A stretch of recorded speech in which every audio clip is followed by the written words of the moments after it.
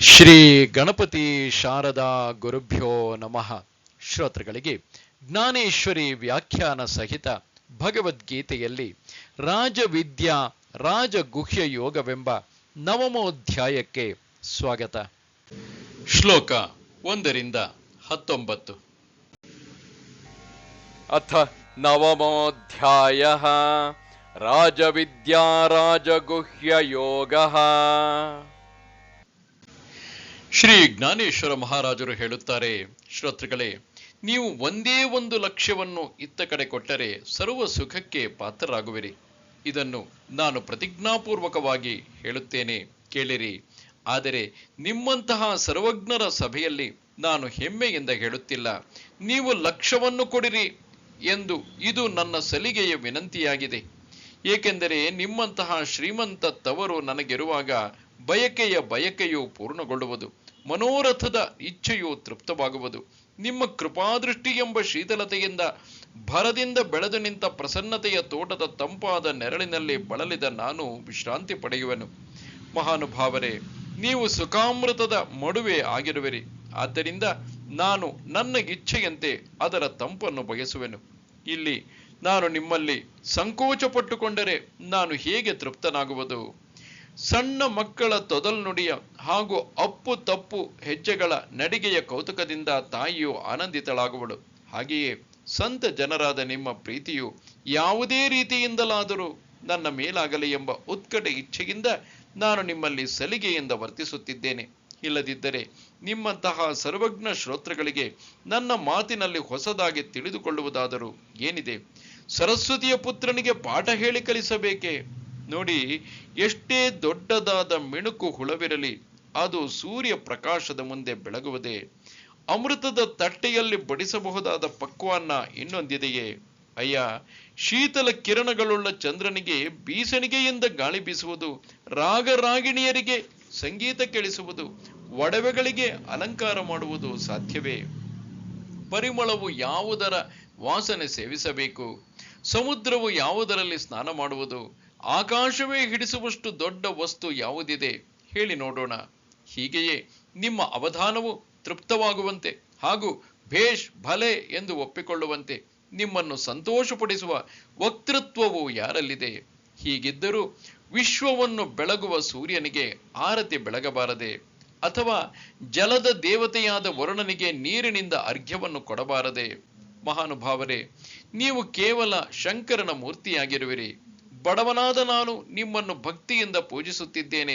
ಆದ್ದರಿಂದ ಬಿಲ್ವದ ಬದಲಾಗಿ ಲಕ್ಕಿ ಎಲೆಗಳನ್ನು ನೀವು ಸ್ವೀಕರಿಸುವಿರಿ. ಸಣ್ಣ ಮಗು ಅಪ್ಪನ ತಟ್ಟೆಗಿಂದಲೇ ತನಗೆ ಯೋಗ್ಯತೆ ಇಲ್ಲದಿದ್ದರೂ ಅಪ್ಪನಿಗೆ ತುತ್ತು ತಿನ್ನಿಸಲು ಮುಂದಾದಾಗ ಅಪ್ಪನು ಸಂತೋಷಗೊಂಡು ಬಾಯಿಯನ್ನು ತೆರೆಯುವುದಿಲ್ಲವೇ? ಹಾಗೆಯೇ ನಾನು ನಿಮ್ಮೊಂದಿಗೆ ಬಾಲಕನಂತೆ ವರ್ತಿಸಿದರೂ ನನ್ನ ವರ್ತನೆಯಿಂದ ನಿಮಗೆ ಆನಂದವೇ ಆಗಬೇಕು. ಪ್ರೇಮದ ಗುಣವೇ ಹೀಗಿದೆ. ಆ ಆತ್ಮೀಯತೆಯ ಅಭಿಮಾನದಿಂದ ಸಂತ ಜನರಾದ ನೀವು ನನ್ನನ್ನು ತನ್ನವನೆಂದು ಹೇಳಿರುವಿರಿ. ಅದರಿಂದ ನನ್ನ ಈ ಸಲಿಗೆಯು ನಿಮಗೆ ಭಾರವಾಗದು. ಕರುವು ತಾಯಿಯ ಕೆಚ್ಚಲಿಗೆ ಹೆಚ್ಚು ಗುದ್ದಿದಂತೆ ಆಕಳು ಹೆಚ್ಚೆಚ್ಚು ತೊರೆಬಿಡುವುದು. ಹಾಗೆಯೇ ಅತ್ಯಂತ ಪ್ರಿಯನಾದ ಮನುಷ್ಯನು ಮುನಿಸಿದರೂ ಪ್ರೇಮವು ಇಮ್ಮಡಿಸುವುದು. ಆದ್ದರಿಂದ ಮಲಗಿರುವ ನಿಮ್ಮ ಕೃಪಾಳುತನವು ಎಚ್ಚರಗೊಂಡೀತೆಂದು ಅರಿತು ನಾನು ಬಾಲಬುದ್ಧಿಯ ತೊದಲ್ನುಡಿಯಿಂದ ಲಕ್ಷ್ಯ ಕೊಡಿರಿ ಎಂದು ಹೇಳಿದೆನು. ಚಂದ್ರನ ಬೆಳದಿಂಗಳನ್ನು ಯಾರಾದರೂ ಬುಟ್ಟಿಯಲ್ಲಿ ಹಾಕಿ ಹಣ್ಣಾಗಿಸಿರುವರೆ? ಅಥವಾ ವಾಯುವಿಗೆ ಬೀಸಲು ಯಾರಾದರೂ ಗತಿಯನ್ನು ವೇಗವನ್ನು ಕೊಟ್ಟಿರುವರೆ? ಹಾಗೆಯೇ ಆಕಾಶಕ್ಕೆ ಯಾರಾದರೂ ಹೊದಿಕೆ ಹೊದಿಸಿರುವರೆ? ಕೇಳಿರಿ, ನೀರನ್ನು ತೆಳ್ಳಗಾಗಿಸಬೇಕಾಗುವುದಿಲ್ಲ, ಬೆಣ್ಣೆ ತೆಗೆದ ಮೇಲೆ ಕಡಗೋಲಿನಿಂದ ಕಡೆಯಬೇಕಾಗಿರುವುದಿಲ್ಲ. ಹಾಗೆಯೇ ಗೀತಾರ್ಥವನ್ನು ನೋಡಿ ವ್ಯಾಖ್ಯಾನವು ನಾಚಿಕೆ ಪಟ್ಟು ಹಿಂದೆ ಸರಿಯುವುದು. ಇದಿರಲಿ, ಗೀತಾರ್ಥದ ಮುಂದೆ ವೇದ ಶಬ್ದಗಳು ಕುಂಠಿತವಾಗಿ ಅದರ ಶಯ್ಯೆಯಲ್ಲಿ ಗಾಢವಾಗಿ ನಿದ್ರಿಸುವವು. ಅಂತಹ ಗೀತಾರ್ಥವನ್ನು ನಾನು ಮರಾಠಿ ಭಾಷೆಯಲ್ಲಿ ವರ್ಣಿಸಲು ನನಗೆ ಅಧಿಕಾರವಿದೆಯೇ? ಇಂತಹ ಸ್ಥಿತಿಯಿದ್ದರೂ ಹೇಗಾದರೂ ದಿಟ್ಟತನದಿಂದ ಮಾತನಾಡಿ ನಿಮ್ಮಗಳ ಪ್ರೀತಿಯನ್ನು ಗಳಿಸಬೇಕೆಂಬ ಇಚ್ಛೆ ಉಂಟಾಗಿದೆ. ಹಾಗಾದರೆ ಇನ್ನು ಚಂದ್ರನಿಗಿಂತಲೂ ಶೀಲವಾಗಿಸುವ, ಅಮೃತಕ್ಕಿಂತಲೂ ಜೀವನ ಕೊಡುವ ನಿಮ್ಮ ಅವಧಾನದಿಂದ ನನ್ನ ಮನೋರಥವನ್ನು ಪುಷ್ಟಗೊಳಿಸಿರಿ. ಏಕೆಂದರೆ ನಿಮ್ಮ ಕೃಪಾದೃಷ್ಟಿ ಎಂಬ ವೃಷ್ಟಿಯು ನನ್ನ ಮೇಲೆ ಬಿದ್ದರೆ ನನ್ನ ಬುದ್ಧಿರೂಪವಾದ ಹೊಲದಲ್ಲಿ ಸಕಲಾರ್ಥರೂಪವಾದ ಬೆಳೆ ಬೆಳೆದೀತು. ಅಲ್ಲದೆ ನೀವು ಉದಾಸೀನರಾದರೆ ಮೊಳಕೆಯಾದ ಜ್ಞಾನವು ಒಣಗಿ ಹೋದೀತು. ವಕ್ತೃತ್ವವೆಂಬ ಪಕ್ಷಿಗೆ ಅವಧಾನವೆಂಬ ಆಹಾರವು ದೊರೆತಾಗ ಅದರ ಪ್ರತಿಯೊಂದು ಅಕ್ಷರ ರೂಪವಾದ ಅವಯವಗಳಿಗೆ ಅರ್ಥರೂಪಿ ಪುಷ್ಟತೆ ದೊರಕಿಯಿತು. ಅರ್ಥವು ಶಬ್ದಗಳು ಹೊರಬೀಳುವುದನ್ನು ಕಾಯುತ್ತಾ ಇರುತ್ತವೆ. ಶಬ್ದಗಳು ಹೊರಹೊಮ್ಮಿದಾಗ ಅದರಿಂದ ಅರ್ಥದ ಮೇಲೆ ಅರ್ಥಗಳು ಹೊರಟು ಬುದ್ಧಿಗೆ ನಾನಾ ಪ್ರಕಾರದ ಅಭಿಪ್ರಾಯಗಳು ತೋಚುತ್ತವೆ. ಆದ್ದರಿಂದ ಸಂವಾದ ರೂಪವಾದ ಅನುಕೂಲಕರವಾದ ಗಾಳಿಯು ಬೀಸುತ್ತಿರುವಾಗ ಹೇಳುತ್ತಿರುವವನ ಹೃದಯಾಕಾಶದಲ್ಲಿ ಶಾಸ್ತ್ರ ಸಿದ್ಧಾಂತ ರೂಪಿ ಮೇಘಗಳು ತುಂಬಿಕೊಳ್ಳುವವು. ಕೇಳುವವರಲ್ಲಿ ದುರ್ಲಕ್ಷ್ಯವಾದರೆ, ಅಂದರೆ ಗಮನ ಕೊಡದಿದ್ದರೆ, ವಕ್ತೃತ್ವಕ್ಕೆ ಬಂದ ರಸವು ಕರಗಿ ಹೋಗುವುದು. ಚಂದ್ರಕಾಂತ ಶಿಲೆಯು ಒಸರುತ್ತದೆ ಎಂಬುದು ನಿಜ, ಆದರೆ ಆ ಶಕ್ತಿ ಚಂದ್ರನೊಬ್ಬನಲ್ಲಿ ಮಾತ್ರ ಇರುತ್ತದೆ. ಆದ್ದರಿಂದ ಮಾತಾಡುವವನಿಗೆ ಶ್ರೋತೃಗಳು ಇಲ್ಲದಿದ್ದರೆ ಬೆಲೆಯೇ ಇಲ್ಲ. ಆದರೆ ಅಕ್ಕಿಯು ನಮ್ಮನ್ನು ಸಿಹಿಯಾಗಿಸಿಕೊಳ್ಳಿ ಎಂದು ಊಟ ಮಾಡುವವರಿಗೆ ವಿನಂತಿಸಿಕೊಳ್ಳಬೇಕಾಗುವುದೇ? ಅದರಂತೆ ಸೂತ್ರದ ಬೊಂಬೆಗಳು ನಮ್ಮನ್ನು ಚೆನ್ನಾಗಿ ಕುಣಿಸಿರಿ ಎಂದು ಸೂತ್ರಧಾರನಿಗೆ ಪ್ರಾರ್ಥಿಸಿಕೊಳ್ಳಬೇಕೇ? ಆ ಸೂತ್ರಧಾರನು ಬೊಂಬೆಗಳಿಗಾಗಿ ಕುಣಿಸುವನೇ? ಇಲ್ಲ, ಅವನಾದರೂ ತನ್ನ ಕೌಶಲ್ಯವನ್ನು ತೋರಿಸಲೆಂದೇ ಕುಣಿಸುವನು. ಹಾಗೆಯೇ ನಾನು ಸೂತ್ರದ ಬೊಂಬೆಯಾಗಿದ್ದೇನೆ. ನೀವು ನುಡಿಸಿದಂತೆ ನುಡಿಯುವೆನು. ಆದ್ದರಿಂದ ಹೀಗೆ ನುಡಿಸಿರಿ, ಹಾಗೆ ನುಡಿಸಿರಿ ಎಂದು ನಾನು ಪ್ರಾರ್ಥಿಸುವ ಅಧಿಕ ಪ್ರಸಂಗವೇಕೆ? ಆಗ ಗುರು ನಿವೃತ್ತಿನಾಥರು ಹೇಳಿದರು, ಜ್ಞಾನೋಭ, ನೀನು ಇಷ್ಟೊಂದು ವ್ಯಾಖ್ಯಾನ ಏಕೆ ಮಾಡುವೆ? ನಿನ್ನ ಅಭಿಪ್ರಾಯವೆಲ್ಲ ನಮಗೆ ತಿಳಿಯಿತು. ಇನ್ನು ಭಗವಾನ್ ಶ್ರೀಕೃಷ್ಣನು ಅರ್ಜುನನಿಗೆ ಹೇಳಿದುದನ್ನು ಶ್ರೋತೃಗಳಿಗೆ ಹೇಳು. ಆಗ ನಿವೃತ್ತಿ ದಾಸರಾದ ಜ್ಞಾನೇಶ್ವರರು ಸಂತೋಷಗೊಂಡು ಅತೀವ ಉತ್ಸಾಹದಿಂದ ಹೇಳತೊಡಗಿದ್ದರು. ಶ್ರೀಕೃಷ್ಣನು ಹೀಗೆ ಹೇಳಿದನು. ಶ್ರೀ ಭಗವಾನುವಾಚ ಇದಂತು ತೇ ಗುಹ್ಯತಮಂ ಪ್ರವಕ್ಷ್ಯಾಮ್ಯನಸೂಯವೇ ಜ್ಞಾನಂ ವಿಜ್ಞಾನ ಸಹಿತಂ ಯಜ್ಞಾತ್ವಾ ಮೋಕ್ಷ್ಯಸೇ ಶುಭಾತ್. ಶ್ರೀ ಭಗವಂತನು ಹೇಳಿದನು, ದೋಷ ದೃಷ್ಟಿ ರಹಿತ ಭಕ್ತನಾದ ನಿನಗೆ ಈ ಪರಮ ಗೋಪ್ಯವಾದ ವಿಜ್ಞಾನ ಸಹಿತವಾದ ಜ್ಞಾನವನ್ನು ಪುನಃ ಚೆನ್ನಾಗಿ ಹೇಳುವೆನು. ಅದನ್ನು ತಿಳಿದು ನೀನು ದುಃಖರೂಪಿ ಜಗತ್ತಿನಿಂದ ಪಾರಾಗಿ ಹೋಗುವೆ. ಅರ್ಜುನನೇ, ನನ್ನ ಅಂತಃಕರಣದಲ್ಲಿನ ಅತಿ ಗುಹ್ಯವಾದ ಜ್ಞಾನದ ಆದಿ ಕಾರಣವನ್ನು ನಿನಗೆ ಪುನಃ ಹೇಳುವೆನು. ಈಗ ಈ ಪ್ರಕಾರದಿಂದ ಜೀವಿಯ ರಹಸ್ಯವನ್ನು ಒಡೆದು ನಿನಗೆ ಏನು ಹೇಳುತ್ತಿರುವೆನು ಎಂಬ ಅನುಮಾನವು ನಿನಗೆ ಅಕಸ್ಮಾತ್ ಬರಬಹುದು. ಅಯ್ಯ, ಹಾಗಾದರೆ ಕೇಳು. ನೀನು ಬುದ್ಧಿವಂತನಾಗಿದ್ದು ಕೇವಲ ಆಸ್ಥೆಯ ಮೂರ್ತಿಯೇ ಆಗಿರುವೆ ಮತ್ತು ನಾನು ಹೇಳಿರುವುದನ್ನು ನೀನು ಅನಾದರಿಸುವುದಿಲ್ಲ. ಅದರಿಂದ ನನ್ನ ಗೌಪ್ಯವು ಬಯಲಾದರೂ ಆಗಲಿ, ಹೇಳಬಾರದುದನ್ನು ಹೇಳಬೇಕಾಗಿ ಬಂದರೂ ಬರಲಿ. ಆದರೂ ನನ್ನ ಹೃದಯದೊಳಗಿನ ಗುಹ್ಯವಾದ ಮಾತು ನಿನ್ನ ಹೃದಯದಲ್ಲಿ ಬೀಳಲಿ. ಅಯ್ಯ, ಸ್ತನ್ಯದಲ್ಲಿ ತುಂಬಿದ ಹಾಲಿನ ರುಚಿ ಸ್ತನಕ್ಕೆ ಇರುವುದಿಲ್ಲ. ತನ್ನ ಸ್ತನದೊಳಗಿನ ಹಾಲು ಮುಗಿದರೂ ಅಡ್ಡಿಯಿಲ್ಲ, ಆದರೆ ಅನನ್ಯ ಭಾವದಿಂದ ಸೇವಿಸುವ ಕೂಸಿನ ಇಚ್ಛೆ ತಾಯಿಗಿರುತ್ತದೆ. ಸಂಗ್ರಹಿಸಿದ ಬೀಜವನ್ನು ಹದ ಮಾಡಿದ ಭೂಮಿಯಲ್ಲಿ ಬಿತ್ತಿದಾಗ ಅದು ವ್ಯರ್ಥವಾಗಿ ಚೆಲ್ಲಿಹೋಯಿತು ಎಂದು ಹೇಳಬಹುದೇ? ಅದಕ್ಕಾಗಿ ವಿಶಾಲ ಅಂತಃಕರಣದ ಶುದ್ಧ ಬುದ್ಧಿಯುಳ್ಳ, ನಿಂದಿಸದೇ ಇರುವ ಮತ್ತು ಏಕನಿಷ್ಠನಾದ ಭಕ್ತನು ದೊರಕಿದಾಗ ಅವನಿಗೆ ತನ್ನ ಮನಸ್ಸಿನ ಗುಪ್ತವಾದ ಮಾತಾದರೂ ಸಂತೋಷವಾಗಿ ಹೇಳಿಬಿಡಬೇಕು. ಇನ್ನು ಈ ಗುಣಗಳಿಂದ ಕೂಡಿದವನು ಸದ್ಯದಲ್ಲಿ ನೀನಲ್ಲದೆ ಬೇರೆ ಯಾರೂ ಇಲ್ಲ. ಆದ್ದರಿಂದ ಗುಪ್ತವಾದ ಮಾತನ್ನು ನಿನ್ನಿಂದ ಮುಚ್ಚಿಡುವುದು ಯೋಗ್ಯವಲ್ಲ. ಇನ್ನು ಪದೇ ಪದೇ ಗುಹ್ಯ ಗುಪ್ತ ಎಂದು ಹೊಗಳಿದರೆ ನಿನಗೆ ಬೇಸರ ಬರಬಹುದು. ಆದ್ದರಿಂದ ಆ ಗುಹ್ಯವನ್ನು ಪ್ರಾಪಂಚಿಕ ಜ್ಞಾನದೊಂದಿಗೆ ಬ್ರಹ್ಮಜ್ಞಾನವನ್ನು ಹೇಳುವೆನು. ಇನ್ನು ನಿಜವಾದ ಮತ್ತು ನಕಲಿ ನಾಣ್ಯಗಳು ಒಂದೆಡೆ ಸೇರಿಕೊಂಡಿರುವಾಗ ಪರೀಕ್ಷೆ ಮಾಡಿ ಬೇರ್ಪಡಿಸುವರೋ ಹೇಗೆ ಪರೀಕ್ಷೆ ಮಾಡಿ ಬೇರ್ಪಡಿಸುವರೋ ಹಾಗೆಯೇ ಜ್ಞಾನ ಮತ್ತು ವಿಜ್ಞಾನವನ್ನು ಬೇರ್ಪಡಿಸಿ ಹೇಳುವೆನು. ಅಥವಾ ರಾಜಹಂಸವು ತನ್ನ ಚುಂಚನ್ನು ಇಕ್ಕಳವಾಗಿಸಿ ಹಾಲನ್ನು ನೀರನ್ನು ಬೇರ್ಪಡಿಸುತ್ತದೆ, ಹಾಗೆಯೇ ಈ ಜ್ಞಾನ ಮತ್ತು ವಿಜ್ಞಾನಗಳನ್ನು ಸ್ಪಷ್ಟವಾಗಿ ವಿಭಾಗಿಸಿ ಹೇಳುವೆನು. ಅಂದರೆ ತೌಡಿನಿಂದ ಕೂಡಿದ ಧಾನ್ಯವನ್ನು ತೂರಿದಾಗ ಗಾಳಿಯ ರಭಸದಿಂದ ತೌಡು ಹಾರಿಹೋಗಿ ಧಾನ್ಯದ ರಾಶಿಯು ಸಹಜವಾಗಿ ಉಳಿಯುವುದು. ಹಾಗೆಯೇ ಜ್ಞಾನ ವಿಜ್ಞಾನವನ್ನು ತಿಳಿದಾಗ ಜನ್ಮ ಮರಣಗಳನ್ನು ಸಂಸಾರಕ್ಕೆ ಒಪ್ಪಿಸಿ ಅನಾತ್ಮ ತತ್ವದ ಧರ್ಮಗಳನ್ನು ಅನಾತ್ಮದಲ್ಲೇ ಇರಿಸಿ ಮುಮುಕ್ಷುವು ಮೋಕ್ಷಶ್ರೀಯ ಪಟ್ಟವನ್ನು ಅಲಂಕರಿಸುವನು. ರಾಜವಿದ್ಯಾ ರಾಜಗುಹ್ಯಂ ಪವಿತ್ರಮಿದಮುತ್ತಮಂ ಪ್ರತ್ಯಕ್ಷಾವಗಮಂ ಧರ್ಮ್ಯಂ ಸಸುಖಂ ಕರ್ತುಮವ್ಯಯಂ. ಈ ವಿಜ್ಞಾನ ಸಹಿತವಾದ ಜ್ಞಾನವು ಎಲ್ಲ ವಿದ್ಯೆಗಳ ರಾಜನು, ಎಲ್ಲ ರಹಸ್ಯಗಳ ರಾಜನು, ಅತಿ ಪವಿತ್ರವು, ಅತ್ಯುತ್ತಮವು, ಪ್ರತ್ಯಕ್ಷ ಫಲವುಳ್ಳದ್ದು, ಧರ್ಮಯುಕ್ತವು ಮತ್ತು ಸಾಧನೆ ಮಾಡಲು ತುಂಬಾ ಸುಲಭವು ಮತ್ತು ಅವಿನಾಶಿಯೂ ಆಗಿದೆ. ಈ ಸ್ವರೂಪ ಜ್ಞಾನವು ಎಲ್ಲ ಜ್ಞಾನಗಳಲ್ಲಿ ಶ್ರೇಷ್ಠ ಆಚಾರ್ಯ ಪದವಿಯಂತೆ ಇರುವುದು. ಅದು ಸಮಸ್ತ ಗೃಹ್ಯಗಳ ಒಡೆಯ ಹಾಗೂ ಪವಿತ್ರ ವಸ್ತುಗಳ ರಾಜನೂ ಆಗಿದೆ. ಅದು ಧರ್ಮದ ಅಧಿಷ್ಠಾನ, ಹಾಗೆಯೇ ಉತ್ತಮೋತ್ತಮವಾದುದು. ಈ ಜ್ಞಾನವನ್ನು ಪಡೆದ ಬಳಿಕ ಪುನರ್ಜನ್ಮಕ್ಕೆ ಕಾರಣವೇ ಇರುವುದಿಲ್ಲ. ಈ ಬ್ರಹ್ಮಜ್ಞಾನವು ಗುರುಗಳ ಸಿದ್ಧವಾಗಿರುವ ಮುಖದಿಂದ ವಾಕ್ಯಗಳ ಮೂಲಕ ಪ್ರಕಟವಾಗುತ್ತಿದ್ದಂತೆ ಶಿಷ್ಯನ ಹೃದಯದಲ್ಲಿ ಸ್ವಯಂ ಬ್ರಹ್ಮವು ಅವನಿಗೆ ಸಹಜವಾಗಿ ಪ್ರತ್ಯಕ್ಷವಾಗುತ್ತದೆ. ಹಾಗೆಯೇ ಸುಖಕರ ಮೆಟ್ಟಿಲುಗಳನ್ನು, ಭಕ್ತಿ, ಸತ್ಸಂಗತಿ, ಶ್ರವಣ ಮುಂತಾದ ಸುಖಕರ ಮೆಟ್ಟಿಲುಗಳನ್ನು ಏರುತ್ತಾ ಹೋದರೆ ಅದರ ಭೇಟಿಯಾಗುತ್ತದೆ. ಅದು ದೊರೆತಾಗ ಆಗುವ ಸುಖವೂ ಕೂಡ ಅದರಲ್ಲಿ ವಿಲೀನವಾಗುತ್ತದೆ. ಆದರೂ ಅದರ ಈ ಕಡೆಯ ದಡದಲ್ಲಿ ನಿಂತರೂ ಚಿತ್ತವು ಆನಂದಭರಿತವಾಗುತ್ತದೆ. ಹೀಗೆ ಈ ಪರಬ್ರಹ್ಮವು ಸರಳವೂ ಸುಲಭವೂ ಆಗಿದೆ. ಈ ಜ್ಞಾನದ ಮತ್ತೊಂದು ವೈಶಿಷ್ಟ್ಯವೆಂದರೆ ಇದು ದೊರೆತ ಬಳಿಕ ಇಲ್ಲವಾಗುವುದಿಲ್ಲ. ಇದನ್ನು ಅನುಭವಿಸಿದರೂ ಕ್ಷೀಣಿಸುವುದಿಲ್ಲ, ಹಳಸುವುದಿಲ್ಲ. ಚತುರನಾದ ಅರ್ಜುನನೇ, ಇಂತಹ ಅಪ್ರತಿಮ ವಸ್ತುವು ಜನರ ಕೈಗೆ ದೊರೆಯದೆ ಏಕೆ ಉಳಿಯಿತು? ಇಷ್ಟು ಉತ್ತಮ ವಸ್ತುವಿನ ಕಡೆಗೆ ಜನರ ಗಮನ ಏಕೆ ಹೋಗಲಿಲ್ಲ ಎಂಬ ಸಂದೇಹ ನಿನಗೆ ಉಂಟಾಗಬಹುದು. ಏಕೆಂದರೆ ಲೋಕದ ಜನರು 1% ಬಡ್ಡಿಯ ಲಾಭದ ಲೋಭದಿಂದ ಬೆಂಕಿಯಲ್ಲೂ ಹಾರಲು ಹಿಂದೆ ಮುಂದೆ ನೋಡುವುದಿಲ್ಲ.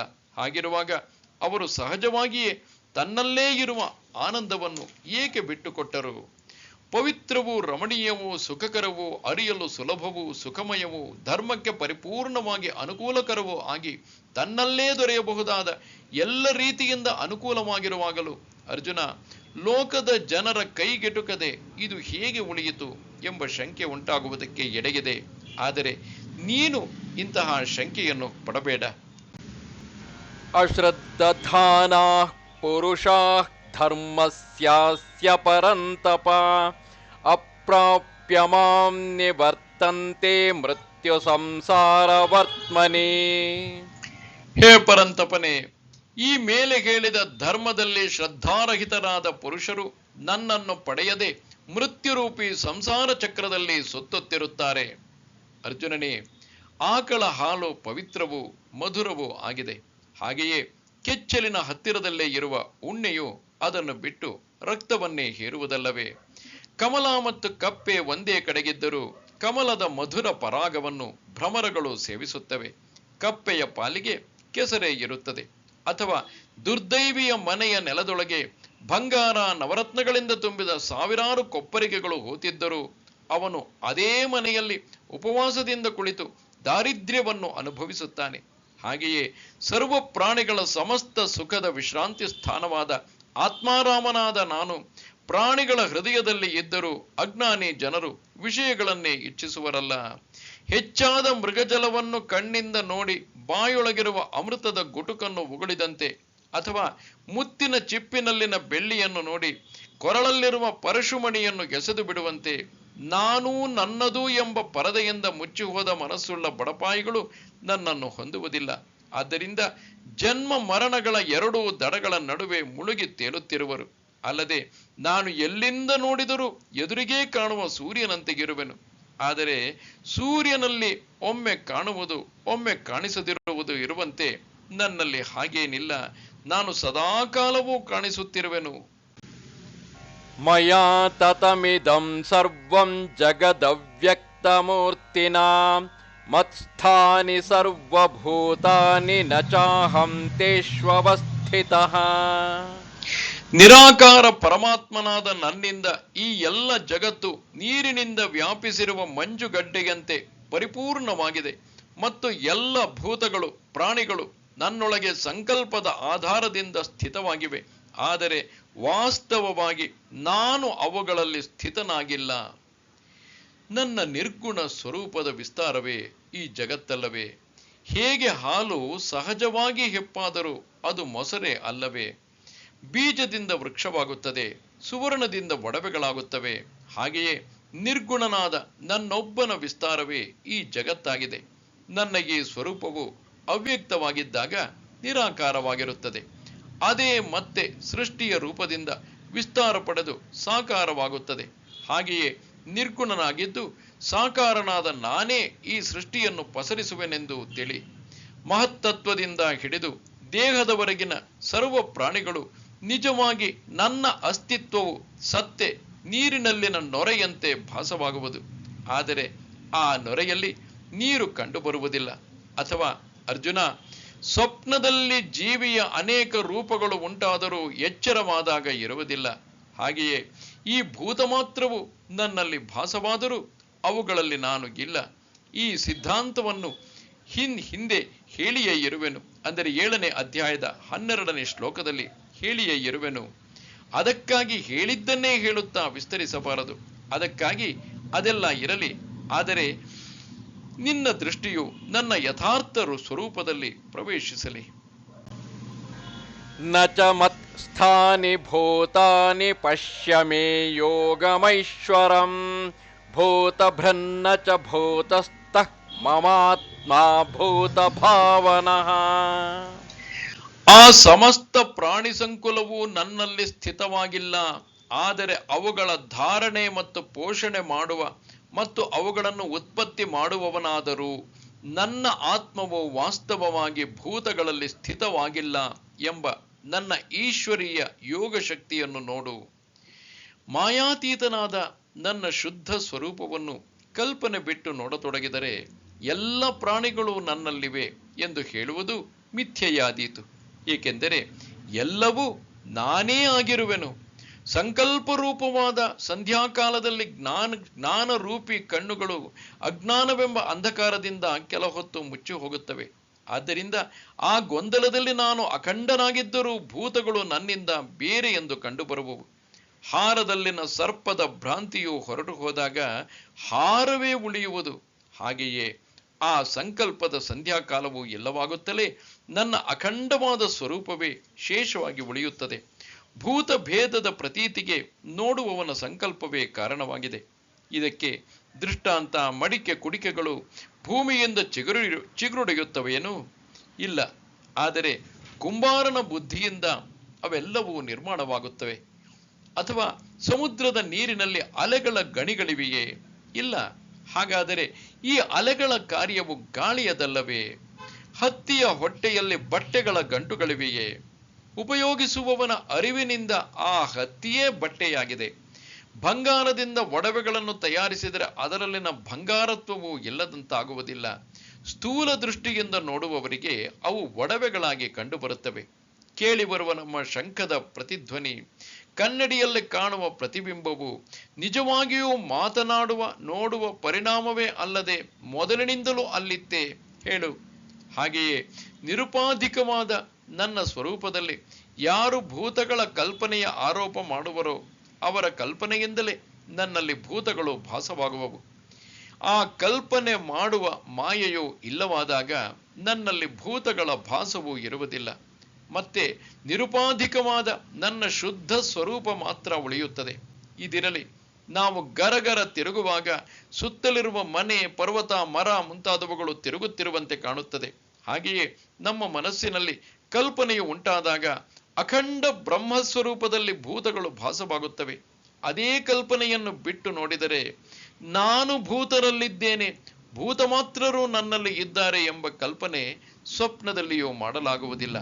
ಇನ್ನು ನಾನೊಬ್ಬನೇ ಭೂತಗಳನ್ನು ಧರಿಸುವವನು ಅಥವಾ ಭೂತರಲ್ಲಿ ಇರುವವನು ಎಂಬ ಮಾತು ಸಂಕಲ್ಪ ರೂಪವಾದ ಸನ್ನಿಪಾತ ಬಡಿದವನ ಬಡಬಡಿಕೆಯಾಗಿದೆ.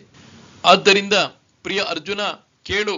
ನಾನು ವಿಶ್ವಸಹಿತ ವಿಶ್ವದ ಆತ್ಮನಾಗಿರುವೆನು ಮತ್ತು ಆ ಮಿಥ್ಯಾಭೂತ ಸಮುದಾಯಕ್ಕೆ ಸದಾ ಆಶ್ರಯನಾಗಿರುವೆನು. ಸೂರ್ಯನ ಕಿರಣಗಳಿಂದಾಗಿ ಮಿಥ್ಯೆಯಾದ ಮೃಗಜಲವು ಅಂದರೆ ಮರೀಚಿಕೆಯು ಕಾಣಿಸುವಂತೆ ಪ್ರಾಣಿ ಮಾತ್ರರು ನನ್ನಲ್ಲಿ ಮೃಗಜಲದಂತೆ ಮಿಥ್ಯೆಯೆಂದೇ ತಿಳಿ. ಹಾಗೂ ಸೂರ್ಯನಂತೆ ನನ್ನನ್ನು ಸತ್ಯನೆಂದು ತಿಳಿ. ಈ ಪ್ರಕಾರದಿಂದ ನಾನು ಜಗತ್ತೆಂಬ ಕಲ್ಪನೆಗೆ ಆಶ್ರಯನಾಗಿರುವೆ, ಭೂತರನ್ನು ಉತ್ಪತ್ತಿ ಮಾಡುತ್ತಿರುವೆ. ಸೂರ್ಯ ಮತ್ತು ಸೂರ್ಯನ ಪ್ರಕಾಶದಲ್ಲಿ ಭೇದವಿಲ್ಲದಿರುವಂತೆ ನನಗೆ ಮತ್ತು ಭೂತರಿಗೆ ಭೇದವಿಲ್ಲ. ಈ ನನ್ನ ಐಶ್ವರ್ಯ ಯೋಗವು ನಿನಗೆ ಚೆನ್ನಾಗಿ ತಿಳಿಯುತ್ತಲ್ಲ. ಹಾಗಿರುವಾಗ ನನ್ನಲ್ಲಿ ಮತ್ತು ಪ್ರಾಣಿ ಮಾತ್ರರಲ್ಲಿ ಯಾವುದಾದರೂ ಭೇದದ ಸಂಬಂಧವಿದೆಯೇ? ಹೇಳು ನೋಡುವ. ಆದ್ದರಿಂದ ನನ್ನಿಂದ ಸಮಸ್ತ ಪ್ರಾಣಿಗಳು ನಿಜವಾಗಿ ಬೇರೆಯಾಗಿಲ್ಲ ಮತ್ತು ನಾನು ಸರ್ವ ಪ್ರಾಣಿಗಳಿಂದ ಬೇರೆಯಾಗಿರುವೆನೆಂದು ತಿಳಿಯಬೇಡ. ಯಥಾಕಾಶಸ್ಥಿತೋ ನಿತ್ಯೈ ವಾಯುಃ ಸರ್ವತ್ರ ಗೋ ಮಹಾನ್ ತಥಾ ಸರ್ವಾಣಿ ಭೂತಾನಿ ಮತ್ಸ್ಥಾನೀತ್ಯುಪಧಾರಯ. ಹೇಗೆ ಆಕಾಶದಿಂದ ಉತ್ಪನ್ನವಾಗಿ ಎಲ್ಲೆಲ್ಲೂ ಸಂಚರಿಸುವ ಮಹಾನ್ ವಾಯುವು ಸದಾಕಾಲ ಆಕಾಶದಲ್ಲಿಯೇ ಸ್ಥಿತವಾಗಿರುತ್ತದೋ, ಹಾಗೆಯೇ ನನ್ನ ಸಂಕಲ್ಪದ ಮೂಲಕ ಉತ್ಪನ್ನವಾಗುವ ಸಂಪೂರ್ಣ ಭೂತಗಳು ನನ್ನಲ್ಲಿ ಸ್ಥಿತವಾಗಿವೆ ಎಂದು ತಿಳಿ. ಆಕಾಶವಿರುವಷ್ಟೇ ವಾಯುವು ವಿಸ್ತಾರವಾಗಿದ್ದು ತುಂಬಿಕೊಂಡಿದೆ. ಆದರೆ ಗಾಳಿಯು ಅಲುಗಾಡಿದಾಗ, ಅಂದರೆ ಬೀಸಣಿಕೆಯಿಂದ ಬೀಸಿದಾಗ ಆಕಾಶದಿಂದ ಬೇರೆಯಾಗಿ ಕಾಣುತ್ತದೆ. ಆದರೆ ಆಕಾಶ ಮತ್ತು ಅದು ಒಂದೇ ಆಗಿದೆ. ಹಾಗೆಯೇ ಪ್ರಾಣಿಗಳು ನನ್ನಲ್ಲಿ ಇವೆ ಎಂಬ ಕಲ್ಪನೆ ಮನಸ್ಸಿಗೆ ಬಂದರೆ ಭೂತಗಳು ನನ್ನಲ್ಲಿವೆ ಎಂದು ಭಾಸವಾಗುತ್ತದೆ. ಅದೇ ಕಲ್ಪನೆಯ ಅಭಾವದಲ್ಲಿ ನೋಡಿದರೆ ಎಲ್ಲೆಡೆಯಲ್ಲಿಯೂ ನಾನೊಬ್ಬನೇ ಇರುವುದು. ಆದ್ದರಿಂದ ಪ್ರಾಣಿಗಳು ಇರುವುದು ಇಲ್ಲದಿರುವುದು ಕಲ್ಪನೆಯ ಸಂಬಂಧದಿಂದ ಭಾಸವಾಗುವುದು. ಕಲ್ಪನೆಯು ಇಲ್ಲವಾದಾಗ ಭಾಸವಾಗುವುದಿಲ್ಲ. ಅದೇ ಕಲ್ಪನೆ ಉಂಟು ಮಾಡುವ ಅಜ್ಞಾನವು ಸಮೂಲವಾಗಿ ಇಲ್ಲವಾದ ಮೇಲೆ ಪ್ರಾಣಿಗಳು ಇರುವುದು ಇಲ್ಲದಿರುವುದು ಹೇಗೆ ಭಾಸವಾಗಬೇಕು? ಆದ್ದರಿಂದ ಇನ್ನು ಮುಂದೆ ನನ್ನ ಅದ್ಭುತವಾದ ಐಶ್ವರ್ಯ ಯೋಗವನ್ನು ಹೇಳುವೆನು, ಕೇಳು. ಇಂತಹ ಅನುಭವ ರೂಪವಾದ ಸಮುದ್ರದ ಒಂದು ಅಲೆಯಾಗಿ ನೀನಾಗಿರು. ಮತ್ತೆ ನೀನು ಈ ಚರಾಚರವನ್ನು ನೋಡಿದಾಗ ನೀನೇ ಎಲ್ಲೆಡೆಗಳಲ್ಲಿ ತುಂಬಿರುವಂತೆ ನಿನಗೆ ಕಂಡು ಬಂದೀತು. ಭಗವಂತನು ಹೇಳಿದನು, ಅರ್ಜುನ, ನಾನು ಹೇಳಿದ ಜ್ಞಾನದ ಪ್ರಕಾಶವು ನಿನ್ನ ಹೃದಯದಲ್ಲಿ ಬಿದ್ದಿರುವುದೇ? ನಾನು ಮತ್ತು ವಿಶ್ವಾಯುವು ಬೇರೆಯಾಗಿವೆ ಎಂಬ ಸ್ವಪ್ನ ನಿನಗೆ ಬಿದ್ದಿತ್ತಲ್ಲ, ಈಗ ಅದು ಸುಳ್ಳೆಂದು ನಿಶ್ಚಯವಾಯಿತೆ. ಆದರೆ ನಿನ್ನ ಬುದ್ಧಿಗೆ ಪುನಃ ಕಲ್ಪನಾರೂಪವಾದ ನಿದ್ದೆ ಬಂದರೆ ಭೇದರೂಪಿ ಸ್ವಪ್ನವನ್ನು ಕಾಣುವೆ. ಹಾಗೂ ಅಭೇದ ಬೋಧವು ಜಾಗೃತಿ ನಾಶವಾಗಿ ಹೋದೀತು. ಆದ್ದರಿಂದ ಈ ಕಲ್ಪನಾರೂಪದ ನಿದ್ದೆಯ ಮಾರ್ಗವನ್ನೇ ನಾಶ ಮಾಡಿ ಶುದ್ಧ ಬೋಧರೂಪವಾದ ಅಹಂ ಬ್ರಹ್ಮಾಸ್ಮಿ ಎಂಬ ಜ್ಞಾನದ ಮರ್ಮವನ್ನು ನಿನಗೆ ಹೇಳುವೆನು. ಎಲೈ ಧೈರ್ಯವಂತನಾದ ಧನುರ್ಧರ ಧನಂಜಯ, ಸಮಸ್ತ ಪ್ರಾಣಿಗಳ ಉತ್ಪತ್ತಿ ಸ್ಥಿತಿ ಲಯ ಇವುಗಳಿಗೆ ಮಾಯೆಯೇ ಕಾರಣವಾಗಿದೆ ಎಂಬುದರ ಕಡೆಗೆ ಚೆನ್ನಾಗಿ ಗಮನ ಕೊಡು. ಸರ್ವಭೂತಾನಿ ಕೌಂತೇಯ ಪ್ರಕೃತಿಂ ಯಾಂತಿ ಮಾಮಿಕಾಂ ಕಲ್ಪಕ್ಷಯೇ ಪುನಸ್ತಾನಿ ಕಲ್ಪಾದೌ ವಿಸೃಜಾಮ್ಯಹಂ. ಹೇ ಅರ್ಜುನನೇ, ಕಲ್ಪಗಳ ಅಂತ್ಯದಲ್ಲಿ ಸಮಸ್ತ ಜೀವಕೋಟಿಗಳು ನನ್ನ ಪ್ರಕೃತಿಯನ್ನು ಪಡೆಯುತ್ತವೆ, ಅರ್ಥಾತ್ ಪ್ರಕೃತಿಯಲ್ಲಿ ಲೀನವಾಗುತ್ತವೆ. ಮತ್ತು ಕಲ್ಪಗಳ ಆದಿಯಲ್ಲಿ ಪುನಃ ನಾನೇ ಅವುಗಳನ್ನು ಸೃಜಿಸುತ್ತೇನೆ. ಆ ಮಾಯೆಗೆ ಪ್ರಕೃತಿ ಎಂದು ಹೇಳುತ್ತಾರೆ. ಇದು 2 ವಿಧದಿಂದ ಇರುತ್ತದೆ ಎಂದು ಹಿಂದೆ ನಿನಗೆ, ಅಂದರೆ 4ನೇ ಅಧ್ಯಾಯದ 5ನೇ ಶ್ಲೋಕದಲ್ಲಿ 7ನೇ ಅಧ್ಯಾಯದ 4 ಮತ್ತು 5ನೇ ಶ್ಲೋಕದಲ್ಲಿ ಹೇಳಿರುವೆನು. ಅದರಲ್ಲಿ ಒಂದು 8 ಪ್ರಕಾರದ ರೂಪದಿಂದ ಮತ್ತು ಇನ್ನೊಂದು ಜೀವರೂಪದಿಂದ ಇದೆ. ಎಲೈ ಪಾಂಡವನೇ, ಈ ಪ್ರಕೃತಿಯ ಎಲ್ಲ ವಿಷಯಗಳನ್ನು ನೀನು ಹಿಂದೆಯೇ ಕೇಳಿರುವೆ. ಆದ್ದರಿಂದ ಅದರ ಕುರಿತು ಪುನಃ ಪುನಃ ಹೇಳುವ ಅವಶ್ಯಕತೆ ಇಲ್ಲ. ಆದರೂ ಮಹಾಕಲ್ಪದ ಕೊನೆಯಲ್ಲಿ ಈ ಸಮಸ್ತ ಭೂತಗಳು ನನ್ನ ಪ್ರಕೃತಿ ರೂಪಿ ಅವ್ಯಕ್ತ ರೂಪದಲ್ಲಿ ಲಯ ಹೊಂದುವವು. ಗ್ರೀಷ್ಮ ಋತುವಿನ ಕೊನೆಯಲ್ಲಿ, ಅಂದರೆ ಆ ಬೇಸಿಗೆಯ ಕಾಲದ ಕೊನೆಯಲ್ಲಿ ಹುಲ್ಲುಗಳು ಬೀಜಗಳ ಸಹಿತ ಭೂಮಿಯಲ್ಲಿ ಲಯ ಹೊಂದುವವು. ಅಥವಾ ವರ್ಷಾಕಾಲದ ಮೇಘಾಡಂಬರವು ಮುಗಿದು ಶರದೃತುವು ಅಂಕುರಿಸಿದಾಗ ಆಕಾಶದಲ್ಲಿನ ಎಲ್ಲ ಮೋಡಗಳು ಆಕಾಶದಲ್ಲೇ ಕರಗಿ ಹೋಗುವವು. ಅಥವಾ ಆಕಾಶದ ಟೊಳ್ಳಿನಲ್ಲಿ ವಾಯುವು ಇಲ್ಲವಾಗುವುದು. ಇಲ್ಲವೇ ನೀರಿನಲ್ಲಿ ಉಂಟಾದ ಅಲೆಗಳು ನೀರಿನಲ್ಲೇ ಒಂದಾಗುವುದು. ಅಥವಾ ನಿದ್ದೆಯಿಂದ ಎಚ್ಚರಗೊಂಡಾಗ ಮನಸ್ಸಿನ ಸ್ವಪ್ನವು ಮನಸ್ಸಿನಲ್ಲೇ ಇಲ್ಲವಾಗುವುದು. ಹಾಗೆಯೇ ಮಹಾಕಲ್ಪದ ಕೊನೆಯಲ್ಲಿ ಪ್ರಕೃತಿಯಿಂದಲೇ ಉತ್ಪನ್ನವಾದ ಎಲ್ಲ ಪ್ರಾಣಿಗಳು ಪ್ರಕೃತಿಯಲ್ಲೇ ಸೇರಿ ಹೋಗುವವು. ಮತ್ತೆ ಸೃಷ್ಟಿಯ ಪ್ರಾರಂಭದಲ್ಲಿ ಪುನಃ ಅವನ್ನು ನಾನೇ ನಿರ್ಮಿಸುವೆನೆಂದು ಶಾಸ್ತ್ರಗಳಲ್ಲಿ ಮಾತಿದೆ. ಆ ವಿಷಯದ ನಿಜಸ್ಥಿತಿಯನ್ನು ನಿನಗೆ ಹೇಳುವೆನು ಕೇಳು.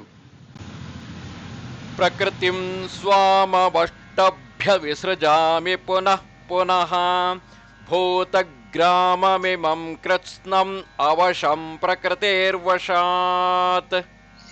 ನನ್ನ ಪ್ರಕೃತಿಯನ್ನು ಅಂಗೀಕರಿಸಿಕೊಂಡು ಸ್ವಭಾವದ ಬಲದಿಂದ ಪರತಂತ್ರವಾದ ಈ ಸಂಪೂರ್ಣ ಭೂತ ಸಮುದಾಯವನ್ನು ಬಾರಿ ಬಾರಿಗೂ ಅವುಗಳ ಕರ್ಮಗಳಿಗೆ ಅನುಸಾರವಾಗಿ ರಚಿಸುತ್ತೇನೆ. ಅರ್ಜುನ, ಈ ಪ್ರಕೃತಿಯನ್ನು ನಾನು ಸಹಜವಾಗಿ ಅಂಗೀಕರಿಸಿದಾಗ ಬಟ್ಟೆಯ ನೇಯ್ಗೆಯಲ್ಲಿ ನೂಲಿನ ಸಂಬಂಧ ಕಾಣುವುದು ಮತ್ತು ಆ ನೇಯ್ಗೆಯ ಆಧಾರದಿಂದ ಸಣ್ಣ ಸಣ್ಣ ಚೌಕಗಳಿಂದ ವಸ್ತ್ರವು ಸಿದ್ಧವಾಗುವಂತೆ ಪಂಚಭೂತಗಳ ಆಕಾರದಿಂದ ಪ್ರಕೃತಿಯೇ ಸೃಷ್ಟಿಸತೊಡಗುತ್ತದೆ. ಹುಳಿ ಹೆಪ್ಪಿನ ಸಂಬಂಧದಿಂದ ಹಾಲು ಗಟ್ಟಿ ಮೊಸರಾಗುವಂತೆಯೇ ಪ್ರಕೃತಿಯೇ ಸೃಷ್ಟಿಯ ಆಕಾರದಿಂದ ಪರಿಣಿತವಾಗಿ ಸ್ವತಃ ಪ್ರಕೃತಿಯೇ ಸೃಷ್ಟಿಯಾಗತೊಡಗುತ್ತದೆ. ನೀರಿನ ಸಾನ್ನಿಧ್ಯದಿಂದ, ಅಂದರೆ ನೀರಿನ ನಿಮಿತ್ತದಿಂದ ಬೀಜವು ಅಂಕುರಿಸಿ ಮರವಾಗುವಂತೆ ಪ್ರಕೃತಿಯ ವಿಸ್ತಾರ ನನ್ನಿಂದಲೇ ಆಗುವುದು. ಹಾಗೆ ನಾನು ಸೃಷ್ಟಿಯ ನಿಮಿತ್ತನಾಗಿರುವೆನು. ಅಯ್ಯ, ಒಂದು ನಗರವು ಮಹಾರಾಜನಿಂದ ನಿರ್ಮಾಣವಾಯಿತು ಎಂಬ ಮಾತು ನಿಜವಾಗಿದ್ದರೂ ಪ್ರಾಮಾಣಿಕವಾಗಿ ನೋಡಿದರೆ ರಾಜನ ಕೈಗೆ ಏನಾದರೂ ಶ್ರಮವಾಗಿದೆಯೇ? ನಾನು ಪ್ರಕೃತಿಯನ್ನು ಸ್ವೀಕರಿಸುವುದರಿಂದ ಸ್ವಪ್ನಾವಸ್ಥೆಯಲ್ಲಿದ್ದ ಮನುಷ್ಯನು ಎಚ್ಚರಗೊಂಡಂತೆ ಆಗಿದೆ. ಎಲೈ ಪಾಂಡುನಂದನನೇ, ಸ್ವಪ್ನಾವಸ್ಥೆಯಲ್ಲಿ ಎಚ್ಚರ ಸ್ಥಿತಿಗೆ ಬರಲು ಅವನಿಗೇನು ಕಾಲು ನೋಯುವುದೇ? ಅಥವಾ ಸ್ವಪ್ನದಲ್ಲಿ ತಿರುಗಾಡುವಾಗ ಅವನಿಗೆ ಆಯಾಸವಾಗುತ್ತದೆಯೇ? ಇವೆಲ್ಲದರ ಅಭಿಪ್ರಾಯ ಈ ಪ್ರಾಣಿ ಸೃಷ್ಟಿಯನ್ನು ನಿರ್ಮಿಸಲು ನನಗೆ ಏನು ಮಾಡಬೇಕಾಗುವುದಿಲ್ಲ ಎಂಬುದೇ ಆಗಿದೆ. ರಾಜಾಜ್ಞೆಯನ್ನು ಪಡೆದ ಪ್ರಜೆಗಳು ತಮ್ಮ ತಮ್ಮ ಕಾರ್ಯಗಳನ್ನು ಮಾಡುವಂತೆಯೇ ಪ್ರಕೃತಿಯ ಮತ್ತು ನನ್ನ ಸಂಬಂಧವು ರಾಜ ಪ್ರಜೆಗಳಂತೆಗಿದೆ. ಅಲ್ಲದೆ ಉತ್ಪತ್ತಿ, ಸ್ಥಿತಿ, ಲಯ ಇವೆಲ್ಲ ಕಾರ್ಯಗಳು ಪ್ರಕೃತಿಯದೇ ಆಗಿದೆ. ಪೌರ್ಣಮಿಯ ಚಂದ್ರನನ್ನು ನೋಡುತ್ತಲೇ ಸಮುದ್ರಕ್ಕೆ ಭರತ, ಅಂದರೆ ಉಕ್ಕುವುದು ಉಂಟಾಗುತ್ತದೆ. ಆದರೆ ಅರ್ಜುನ, ಇಲ್ಲಿ ಚಂದ್ರನಿಗೆ ಏನಾದರೂ ಶ್ರಮವಾಗುತ್ತದೆಯೇ? ಕಬ್ಬಿಣವು ಜಡವಾಗಿದ್ದರೂ ಲೋಹ ಚುಂಬಕ, ಅಂದರೆ ಆಯಸ್ಕಾಂತದ ಬಳಿ ಇರುವಾಗ ಚಲಿಸುತ್ತದೆ. ಆದರೆ ಕಬ್ಬಿಣದ ಬಳಿ ಇರುವ ಆಯಸ್ಕಾಂತಕ್ಕೆ ಆಯಾಸವಾಗುವುದೇ? ಸಾಮಾನ್ಯವಾಗಿ ಹೀಗೆ ನಾನು ನನ್ನದೇ ಆದ ಪ್ರಕೃತಿಯನ್ನು ಅಂಗೀಕರಿಸಿದಾಗ ಒಮ್ಮಿಂದೊಮ್ಮೆಗೆ ಪ್ರಾಣಿ ಮಾತ್ರರ ಉತ್ಪತ್ತಿ ಆಗತೊಡಗುತ್ತದೆ. ಪಾಂಡುನಂದನನೇ, ಈ ಎಲ್ಲ ಪ್ರಾಣಿ ಸಮುದಾಯವು ಪ್ರಕೃತಿಯ ಅಧೀನದಲ್ಲಿರುತ್ತದೆ. ಬೀಜಕ್ಕೆ ರೆಂಬೆ, ಕೊಂಬೆ, ಎಲೆಗಳನ್ನು ಉತ್ಪನ್ನ ಮಾಡುವ ಸಾಮರ್ಥ್ಯ ಭೂಮಿಗಿರುವಂತೆ, ಅಥವಾ ಬಾಲ್ಯ, ತಾರುಣ್ಯ, ವೃದ್ಧಾಪ್ಯ ಈ ಅವಸ್ಥೆಗಳಿಗೆ ದೇಹ ಸಂಘವೇ ಕಾರಣವಿರುವಂತೆ, ಇಲ್ಲವೇ ಆಕಾಶದಲ್ಲಿ ಮೇಘ ಪಂಕ್ತಿಗಳು ಉತ್ಪನ್ನವಾಗಲು ವರ್ಷಾಕಾಲವು ಕಾರಣವಿರುವಂತೆಯೇ, ಅಥವಾ ಸ್ವಪ್ನಕ್ಕೆ ನಿದ್ರೆಯೇ ಕಾರಣವಿರುವಂತೆ, ಎಲೈ ನರೇಂದ್ರನೇ, ಹಾಗೆಯೇ ಈ ಎಲ್ಲ ಪ್ರಾಣಿ ಸಮುದಾಯಕ್ಕೆ ಪ್ರಕೃತಿಯೇ ಮೂಲ ಕಾರಣವಾಗಿದೆ. ಈ ಸ್ಥಾವರ ಜಂಗಮಕ್ಕೆ, ಸ್ಥೂಲ ಸೂಕ್ಷ್ಮಕ್ಕೆ ಹೆಚ್ಚೇನು ಹೇಳಲಿ? ಈ ಸಮಸ್ತ ಜಗತ್ತಿಗೆ ಪ್ರಕೃತಿಯೇ ಮೂಲ ಕಾರಣವಾಗಿದೆ. ಆದ್ದರಿಂದ ಪ್ರಾಣಿಗಳನ್ನು ಉತ್ಪನ್ನ ಮಾಡುವುದು, ಇಲ್ಲವೇ ಪಾಲಿಸುವುದು, ಇವೆಲ್ಲ ಕಾರ್ಯಗಳ ಕರ್ತೃತ್ವ ನನ್ನ ಬಳಿ ಇರುವುದಿಲ್ಲ. ಚಂದ್ರನ ಪ್ರಕಾಶವು ನೀರಿನಲ್ಲಿ ಬಳ್ಳಿಯಂತೆ ಕಂಡುಬರುವುದು, ಅದನ್ನು ಚಂದ್ರನು ಉಂಟು ಮಾಡಿಲ್ಲ. ಹಾಗೆಯೇ ಈ ಕರ್ಮಗಳು ನನ್ನಿಂದಲೇ ಉತ್ಪನ್ನವಾಗಿದ್ದರೂ ನನ್ನಿಂದ ದೂರವೇ ಇರುವವು. ನ ಚ ಮಾಂ ತಾನಿ ಕರ್ಮಾಣಿ ನಿಬದ್ಧಂತಿ ಧನಂಜಯ ಉದಾಸೀನ ವದಾಸೀನಂ ಅಸಕ್ತಂ ತೇಷು ಕರ್ಮಸು. ಹೇ ಅರ್ಜುನನೇ, ಆ ಕರ್ಮಗಳಲ್ಲಿ ಆಸಕ್ತಿ ರಹಿತನಾಗಿ ಮತ್ತು ಉದಾಸೀನನಂತೆ ಸ್ಥಿತನಾಗಿರುವ ಪರಮಾತ್ಮನಾದ ನನ್ನನ್ನು ಆ ಕರ್ಮಗಳು ಬಂಧಿಸುವುದಿಲ್ಲ. ಸಮುದ್ರದ ನೀರಿನ ಪ್ರವಾಹವು ಹರಿಯುವಾಗ ಅದನ್ನು ಉಪ್ಪಿನ ಒಡ್ಡು ಬಂಧಿಸಬಲ್ಲುದೆ. ಹಾಗೆಯೇ ನನ್ನಲ್ಲಿ ಲಯ ಹೊಂದುವ ಎಲ್ಲ ಕರ್ಮಗಳು ನನ್ನನ್ನು ಹೇಗೆ ಬಂಧಿಸಿಯಾವು? ಹೊಗೆಯ ಕಣಗಳು ಭರದಿಂದ ಬೀಸುವ ಗಾಳಿಯನ್ನು ತಡೆಯಬಲ್ಲುದೆ? ಅಥವಾ ಸೂರ್ಯ ಬಿಂಬದಲ್ಲಿ ಕತ್ತಲೆಯು ಪ್ರವೇಶಿಸಬಲ್ಲುದೆ? ಹೆಚ್ಚೇನು ಹೇಳಲಿ? ಪರ್ವತದ ಗರ್ಭದಲ್ಲಿರುವ ಧಾತುಗಳನ್ನು ಅತಿವೃಷ್ಟಿಯು ಬಾಧಿಸಿತೆ. ಹಾಗೆಯೇ ಪ್ರಕೃತಿಯ ಕರ್ಮಗಳು ನನ್ನನ್ನು ಯಾವ ರೀತಿಯಿಂದಲೂ ಬಾಧಿಸಲಾರವು. ಅಲ್ಲದೆ ಆ ಪ್ರಕೃತಿಯ ಕಾರ್ಯಗಳಿಗೆ ನಾನೊಬ್ಬನೇ ಕಾರಣನೆಂದು ತಿಳಿ. ಆದರೆ ಉದಾಸೀನನಂತೆ ನಾನು ಏನೂ ಮಾಡುವುದಿಲ್ಲ ಮತ್ತು ಮಾಡಿಸುವುದೂ ಇಲ್ಲ. ಮನೆಯಲ್ಲಿ ಎರಿಸಿದ ದೀಪವು ಇದನ್ನು ಮಾಡು ಅದನ್ನು ಮಾಡಬೇಡ ಎಂದು ಯಾರಿಗೂ ಹೇಳುವುದಿಲ್ಲ. ಹಾಗೂ ಯಾರು ಏನು ಮಾಡುವರೋ ಅದೂ ತಿಳಿಯುವುದಿಲ್ಲ. ಅದು ಸಾಕ್ಷೀಭೂತವಾಗಿದ್ದು ಗೃಹಕೃತ್ಯದ ಪ್ರವೃತ್ತಿಗಳಿಗೆ ಕಾರಣೀಭೂತವಾಗಿರುವುದು. ಹಾಗೆಯೇ ನಾನು ಭೂತಗಳ ಕರ್ಮಗಳಲ್ಲಿ ಹೀಗೆ ಉದಾಸೀನನಾಗಿರುವೆನು. ಇದೊಂದೇ ಅಭಿಪ್ರಾಯವು ಸತ್ಯವು. ಇದನ್ನು ಅನೇಕ ಪರ್ಯಾಯಗಳಿಂದ ಪುನಃ ಪುನಃ ಏನು ಹೇಳಲಿ? ಸುಭದ್ರಾಪತಿಯೇ, ಅರ್ಜುನನೇ, ಇದೊಂದನ್ನು ಗಮನದಲ್ಲಿಡು. ಮಯಾಧ್ಯಕ್ಷೇಣ ಪ್ರಕೃತಿಃ ಸೂಯತೆ ಸಚರಾಚರಂ ಹೇತುನಾನೇನ ಕೌಂತೆಯ ಜಗದ್ವಿಪರಿವರ್ತತೆ. ಹೇ ಅರ್ಜುನನೇ, ಅಧಿಷ್ಠಾತ್ರನಾದ ನನ್ನ ಅಧ್ಯಕ್ಷತೆಯಲ್ಲಿ ಪ್ರಕೃತಿಯು ಚರಾಚರ ಸಹಿತ ಸರ್ವ ಜಗತ್ತನ್ನು ರಚಿಸುತ್ತದೆ ಮತ್ತು ಈ ಕಾರಣದಿಂದಲೇ ಈ ಸಂಸಾರ ಚಕ್ರವು ತಿರುಗುತ್ತಾ ಇದೆ. ಅರ್ಜುನ, ಸಮಸ್ತ ಸೃಷ್ಟಿಯಲ್ಲಿನ ಜನರ ವ್ಯಾಪಾರಕ್ಕೆ ಸೂರ್ಯನೇ ಕಾರಣೀಭೂತನಾಗಿರುವಂತೆ ಜಗತ್ತಿನ ಉತ್ಪತ್ತಿಗೆ ನಾನೇ ಕಾರಣನಾಗಿರುವೆನೆಂದು ತಿಳಿ. ಏಕೆಂದರೆ ನಾನು ಮಾಯೆಯನ್ನು ಅಂಗೀಕರಿಸಿದಾಗ ಮಾಯೆಯಿಂದಾಗ ಎಲ್ಲ ಪ್ರಾಣಿಗಳ ಉತ್ಪತ್ತಿಯಾಗುತ್ತದೆ. ಆದ್ದರಿಂದ ಈ ಜಗತ್ತಿಗೆ ಕಾರಣನು ನಾನೇ ಎಂದು ಜನರ ತಿಳುವಳಿಕೆಯಾಗಿದೆ.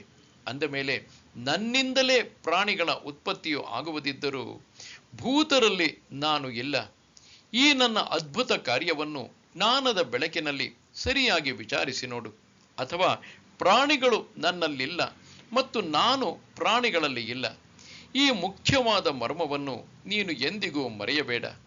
ಈ ನನ್ನ ರಹಸ್ಯವನ್ನು ನಿನಗೆ ತೆರೆದು ತೋರಿಸಿರುವೆನು. ಇನ್ನು ನೀನು ತನ್ನ ಇಂದ್ರಿಯಗಳ ದ್ವಾರಗಳನ್ನು ಮುಚ್ಚಿ, ಅಂದರೆ ವಿಷಯ ಭೋಗಗಳನ್ನು ಬಿಟ್ಟು ತನ್ನ ಹೃದಯದಲ್ಲಿ ಅದರ ಅನುಭವವನ್ನು ಪಡೆ. ಪಾರ್ಥನೆ, ಈ ವೇದಾಂತ ಸಿದ್ಧಾಂತದ ಮರ್ಮವು ಕೈಗೂಡುವವರೆಗೆ ತೌಡಿನಲ್ಲಿ ಶೋಧಿಸಿದರೂ ಒಂದು ಕಾಳು ಸಿಗದಿರುವಂತೆ ನನ್ನ ನಿಜ ಸ್ವರೂಪವು ಎಂದಿಗೂ ತಿಳಿಯಲಾರದು. ಸಾಮಾನ್ಯವಾಗಿ ಅನುಮಾನ ಪ್ರಮಾಣದ ಸಹಾಯದಿಂದ ಜೀವಿಗಳಿಗೆ ಪರಮಾತ್ಮ ಜ್ಞಾನ ಉಂಟಾದಂತೆ ಅನಿಸುವುದು. ಆದರೆ ಅದು ವ್ಯರ್ಥವೇ. ಏಕೆಂದರೆ ಮೃಗಜಲದ ಜಲದಿಂದ ಎಂದಾದರೂ ಭೂಮಿಯು ನೆನೆದಿದೆಯೇ? ಇಲ್ಲ. ಮೀನುಗಳನ್ನು ಹಿಡಿಯಲು ಬಲೆಯನ್ನು ನೀರಿನಲ್ಲಿ ಹರಡಿದಾಗ ಅದರಲ್ಲಿ ಚಂದ್ರನ ಬಿಂಬವು ಸಿಕ್ಕಿಕೊಂಡಂತೆ ಕಾಣುವುದು. ಆದರೆ ಬಲೆಯನ್ನು ದಡಕ್ಕೆ ಎಳೆದುಕೊಂಡಾಗ ಚಂದ್ರ ಬಿಂಬವು ಅದರಲ್ಲಿ ಇರುವುದೇ? ಹೇಳು ನೋಡುವ. ಹಾಗೆಯೇ ನಮಗೆ ಅನುಭವವಾಗಿತು ಎಂಬ ಶಬ್ದಗಳಿಂದ ಮತ್ತು ಮಾತಿನಿಂದ ಎಷ್ಟೋ ಜನರು ತಮ್ಮನ್ನೇ ತಾವು ವಂಚಿಸಿಕೊಳ್ಳುವರು. ಆದರೆ ನಿಜಬೋಧದ ಪರೀಕ್ಷೆಯ ಸಮಯಕ್ಕೆ ಅವರಿಗಿದ್ದ ವಾಚಾಬೋಧವು ನಿರುಪಯೋಗಿ ಆಗುತ್ತದೆ. ಅವಜಾನಂತಿ ಮಾಂ ಮೂಢಾಃ ಮಾನುಷೀಂ ತನುಮಾಶ್ರಿತಂ ಪರಂ ಭಾವಮಜಾನಂತಃ ಮಮ ಭೂತ ಮಹೇಶ್ವರಂ. ನನ್ನ ಪರಮ ಭಾವವನ್ನು ತಿಳಿಯದಿರುವ ಮೂಢ ಜನರು ಮನುಷ್ಯ ಶರೀರವನ್ನು ಧರಿಸಿರುವ ಸಂಪೂರ್ಣ ಜೀವಿಗಳ ಮಹಾನ್ ಈಶ್ವರನಾದ ನನ್ನನ್ನು ತುಚ್ಛವಾಗಿ ಕಾಣುತ್ತಾರೆ.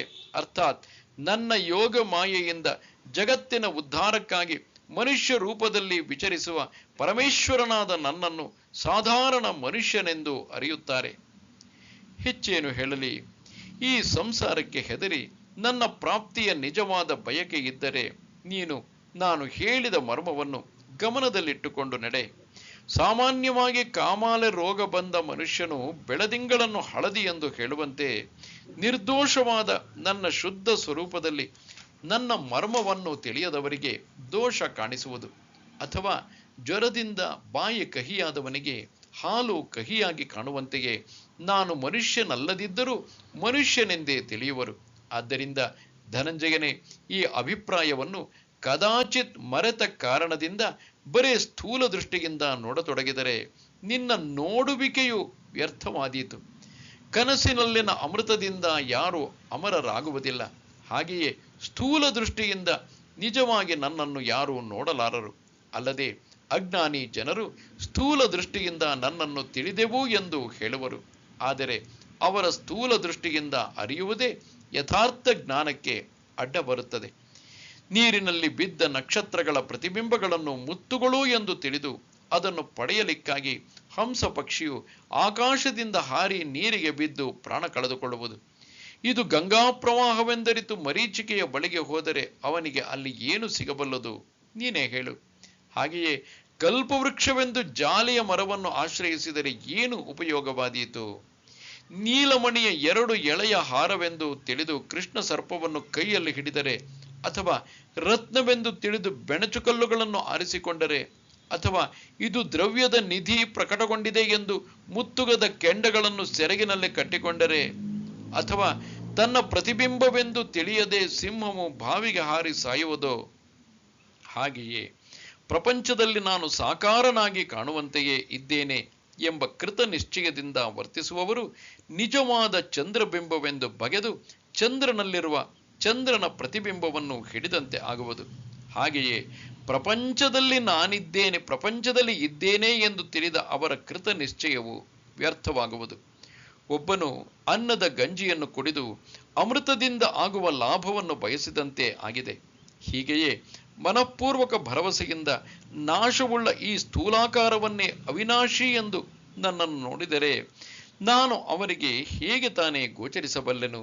ನೋಡು, ಪಶ್ಚಿಮದ ದಂಡೆಗೆ ಹೋಗಬೇಕೆಂದು ಎಣಿಸಿ ಪೂರ್ವದ ಕಡೆಗೆ ಹೋಗತೊಡಗಿದರೆ ಅವನಿಗೆ ಪಶ್ಚಿಮ ಸಮುದ್ರವು ಎಂದಿಗಾದರೂ ಸಿಗುವುದೇ? ಎಲೆ ಮಹಾವೀರನೇ, ಅಥವಾ ಹೊಟ್ಟನ್ನು ಕೊಟ್ಟಿದರೆ ಅವನಿಗೆ ಧಾನ್ಯವು ಸಿಕ್ಕುವುದೇ? ಹಾಗೆಯೇ ಈ ವಿಸ್ತಾರಗೊಂಡ ಜಗತ್ತನ್ನು ತಿಳಿಯುವುದರಿಂದ ನಿರ್ದೋಷನಾದ ನನ್ನನ್ನು ತಿಳಿಯಬಹುದೇ? ನೊರೆಯನ್ನು ಕುಡಿದರೆ ನೀರು ಕುಡಿದಂತಾಗುವುದೇ? ಆದ್ದರಿಂದ ಮಾಯಾಮೋಹಿತ ಮನೋವೃತ್ತಿಯಿಂದ ಪ್ರಪಂಚದಲ್ಲೇ ನಾನಿದ್ದೇನೆಂದು ಭ್ರಾಂತಿಯಲ್ಲಿ ಬಿದ್ದು ಜನ್ಮ ಮರಣ ಮುಂತಾದ ಎಲ್ಲ ಸ್ಥಿತಿಗಳು ನನಗೂ ಇವೆ ಎಂದು ಭಾವಿಸುವರು. ಈ ಪ್ರಕಾರವಾಗಿ ನಾಮರಹಿತನು, ಕ್ರಿಯಾರಹಿತನು, ದೇಹರಹಿತನೂ ಆಗಿರುವ ನನ್ನನ್ನು ನಾಮಧಾರಕನು, ಕರ್ಮಕರ್ತೃವು, ದೇಹ ಧರ್ಮವುಳ್ಳವನು ಎಂದು ತಿಳಿಯುತ್ತಾರೆ. ನಿರಾಕಾರನಾದ ನನಗೆ ಆಕಾರವನ್ನು, ನಿರುಪಾಧಿಕನಾದವನಿಗೆ ಉಪಚಾರವನ್ನು, ವಿಧಿ ನಿಷೇಧಾದಿಗಳು ಇಲ್ಲದವನಿಗೆ ಆಚಾರಾದಿ ವ್ಯವಹಾರಗಳನ್ನು, ಜಾತಿರಹಿತನಿಗೆ ಜಾತಿಯನ್ನು, ಗುಣಾತೀತನಿಗೆ ಗುಣಗಳನ್ನು, ಚರಣರಹಿತನಾದ ನನಗೆ ಚರಣಗಳನ್ನು, ಹಸ್ತರಹಿತನಿಗೆ ಹಸ್ತಗಳನ್ನು, ಪರಿಣಾಮರಹಿತನಾದ ನನಗೆ ಪರಿಣಾಮವನ್ನು, ಸರ್ವವ್ಯಾಪಕನಿಗೆ ಒಂದು ಸ್ಥಾನವನ್ನು, ಮಲಗಿಕೊಂಡಿರುವವನು ಸ್ವಪ್ನದಲ್ಲಿ ವನದ ಶೋಭೆಯನ್ನು ನೋಡುವಂತೆ ನನ್ನಲ್ಲಿ ಕಲ್ಪಿಸುತ್ತಾರೆ. ಕಿವಿಗಿಲ್ಲದ ನನಗೆ ಕಿವಿಗಳನ್ನು, ನೇತ್ರರಹಿತನಿಗೆ ನೇತ್ರಗಳನ್ನು, ಗೋತ್ರರಹಿತನಾದ ನನಗೆ ಗೋತ್ರವನ್ನು, ನಿರಾಕಾರನಾದ ನನಗೆ ಆಕಾರವನ್ನು ಕಲ್ಪಿಸುವರು. ಅವ್ಯಕ್ತನಾದ ನನಗೆ ವ್ಯಕ್ತಿತ್ವವನ್ನು, ನಿರಿಚ್ಛನಾದ ನನಗೆ ಇಚ್ಛೆಯನ್ನು, ಸ್ವಯಮೇವ ತೃಪ್ತನಾದ ನನಗೆ ಅತೃಪ್ತಿಯನ್ನು ಕಲ್ಪಿಸುವರು. ಆವರಣರಹಿತನಾದ ನನಗೆ ಹೊದಿಕೆಯನ್ನು, ನಿರಾಕಾರನಾದ ನನಗೆ ಒಡವೆಗಳನ್ನು ಹಾಕುವರು. ಜಗತ್ತೆಲ್ಲವನ್ನೂ ಉತ್ಪನ್ನ ಮಾಡಿದ ನನ್ನನ್ನು ಇತರರು ಉತ್ಪನ್ನ ಮಾಡಿದರೆಂದು ಭಾವಿಸುತ್ತಾರೆ. ಸ್ವಯಮೇವನಾಗಿದ್ದ ನನ್ನ ಮೂರ್ತಿಗಳನ್ನು ಪ್ರತಿಷ್ಠಾಪಿಸುವರು. ಸ್ವತಃ ಸಿದ್ಧನಾದ ನನಗೆ ಆವಾಹನೆ ವಿಸರ್ಜನೆ ಮಾಡುತ್ತಾರೆ. ನಾನು ಯಾವಾಗಲೂ ಸ್ವಯಂ ನಿರಾಕಾರ ಸಿದ್ಧನಾಗಿದ್ದರೂ ಬಾಲ್ಯ, ತಾರುಣ್ಯ, ವೃದ್ಧಾಪ್ಯ ಮುಂತಾದ ಅವಸ್ಥೆಗಳ ಸಂಬಂಧಗಳನ್ನು ಆರೋಪಿಸುವರು. ನಾನು ಅದ್ವೈತನಾಗಿದ್ದು ನನ್ನಲ್ಲಿ ದ್ವೈತವನ್ನು ಆರೋಪಿಸುವರು. ನಾನು ನಿಷ್ಕ್ರಿಯನಾಗಿದ್ದರೂ ಕರ್ಮಗಳನ್ನು ಮಾಡುವವನೆಂದು, ನಿತ್ಯ ತೃಪ್ತನಾಗಿದ್ದರೂ ಉಣ್ಣುವವನು ಎಂದುಕೊಳ್ಳುವರು. ನನಗೆ ಕುಲಗೋತ್ರಗಳಿಲ್ಲದಿದ್ದರೂ ನನಗೆ ಕುಲವನ್ನು ವರ್ಣಿಸುವರು. ನಾನು ನಿತ್ಯನಾಗಿದ್ದರೂ ನಾನು ಸತ್ಯನೆಂದು ತಿಳಿದು ಶೋಕಿಸುವರು. ಎಲ್ಲರ ಅಂತರ್ಯಾಮಿಯಾಗಿರುವ ನನ್ನನ್ನು ಇಂತಹವನ ಶತ್ರು, ಇಂತಹವನ ಮಿತ್ರನೆಂದು ಕಲ್ಪಿಸುವರು. ನಿಜಾನಂದದಲ್ಲಿ ಮುಳುಗಿದ ನನಗೆ ಇತರ ಸುಖಗಳನ್ನು ಇಚ್ಛಿಸುವವನೆಂದು ಭಾವಿಸುವರು. ಸರ್ವವ್ಯಾಪ್ತನಾದ ನನ್ನನ್ನು ಏಕದೇಶೀಯನೆಂದು ತಿಳಿಯುವರು. ಸಮಸ್ತ ಸ್ಥಾವರ ಜಂಗಮಗಳ ಆತ್ಮನಾದ ನನ್ನನ್ನು ಒಬ್ಬನ ರಕ್ಷಕನೆಂದು, ಒಬ್ಬರ ಶಿಕ್ಷಕನೆಂದು, ಕೊಲ್ಲುವವನೆಂದು ಎಲ್ಲೆಡೆ ಪ್ರಚಾರ ಮಾಡುವರು. ಹೆಚ್ಚೇನು, ಇಂತಹ ಮನುಷ್ಯರ ಕ್ಷುದ್ರ ಧರ್ಮಗಳೆಲ್ಲ ನನಗೂ ಅನ್ವಯಿಸುವವು ಎಂಬ ವಿಪರೀತ ಜ್ಞಾನ ಅವರಿಗೆ ಇರುತ್ತದೆ. ಎಲ್ಲಿಯಾದರೂ ಒಂದು ಮೂರ್ತಿಯನ್ನು ನೋಡಿದರೆ ಅದನ್ನು ದೇವರೆಂದು ಭಜಿಸುವರು. ಅದೇ ಮೂರ್ತಿಯು ಭಂಗವಾದರೆ ಅದರಲ್ಲಿ ದೇವರಿಲ್ಲ ಎಂದು ತಿಳಿದು ಅದನ್ನು ಎಸೆದು ಬಿಡುವರು. ನನ್ನನ್ನು ಈ ರೀತಿಯಾಗಿ ಮನುಷ್ಯನೇ ಆಗಿರುವನು ಎಂದು ಭಾವಿಸುತ್ತಾರೆ. ಅದರಿಂದಲೇ ಅವರ ನಿಜ ಜ್ಞಾನಕ್ಕೆ ಅಡ್ಡಿಯಾಗಿರುವುದು. ಮೋಘಾಶಾಮೋಘ ಕರ್ಮಾಣ ಮೋಘ ಜ್ಞಾನಾವಿಚೇತಸಃ ರಾಕ್ಷಸೇಮಾಸುರೀಂಚೈವ ಪ್ರಕೃತಿಂ ಮೋಹಿನೀಂ ಶ್ರಿತಾಃ. ಅವರು ವ್ಯರ್ಥವಾದ ಆಸೆ, ವ್ಯರ್ಥವಾದ ಕರ್ಮ ಮತ್ತು ವ್ಯರ್ಥವಾದ ಜ್ಞಾನವುಳ್ಳ ವಿಕ್ಷಿಪ್ತ ಚಿತ್ತರಾದ ಅಜ್ಞಾನಿ ಜನರು ರಾಕ್ಷಸಿ, ಆಸುರಿ ಮತ್ತು ಮೋಹಿನಿ ಪ್ರಕೃತಿಯನ್ನೇ ಆಶ್ರಯ ಮಾಡಿಕೊಂಡಿರುತ್ತಾರೆ. ನನ್ನ ಕುರಿತು ಈ ರೀತಿಯ ತಿಳುವಳಿಕೆ ಇರುವವರ ಜನ್ಮವು ವ್ಯರ್ಥವೇ ಸರಿ. ಮಳೆಗರೆಯದ ಮೋಡಗಳು ವ್ಯರ್ಥ, ಅಥವಾ ಮೃಗಜಲದ ಅಲೆಗಳು ದೂರದಿಂದಲೇ ನೋಡಲು ಯೋಗ್ಯ, ಅಥವಾ ಮಣ್ಣಿನಿಂದ ಚಿತ್ರಿಸಿದ ಕುದುರೆ ಸವಾರರು, ಮಾಂತ್ರಿಕನು ಮಾಡಿದ ಅಲಂಕಾರವು, ಸಾಯಂಕಾಲದ ಮೋಡಗಳಲ್ಲಿ ಕಂಡುಬರುವ ನಗರವು ವ್ಯರ್ಥವೇ. ಕಳ್ಳಿ ಗಿಡವು ನೇರವಾಗಿ ಬೆಳೆದರೂ ಅದು ಒಳಗೆ ಪೊಳ್ಳಾಗಿದ್ದು ಫಲವನ್ನು ಕೊಡುವುದಿಲ್ಲ. ಹೋತನ ಕೊರಳೊಳಗಿನ ಮೊಲೆಯಂತೆ ವ್ಯರ್ಥವೇ. ಬೂರುಗದ ಮರಕ್ಕೆ ಬಿಟ್ಟ ಫಲಗಳು ಯಾರಿಗೂ ಕೊಟ್ಟು ಕೊಳ್ಳಲಾಗುವುದಿಲ್ಲ.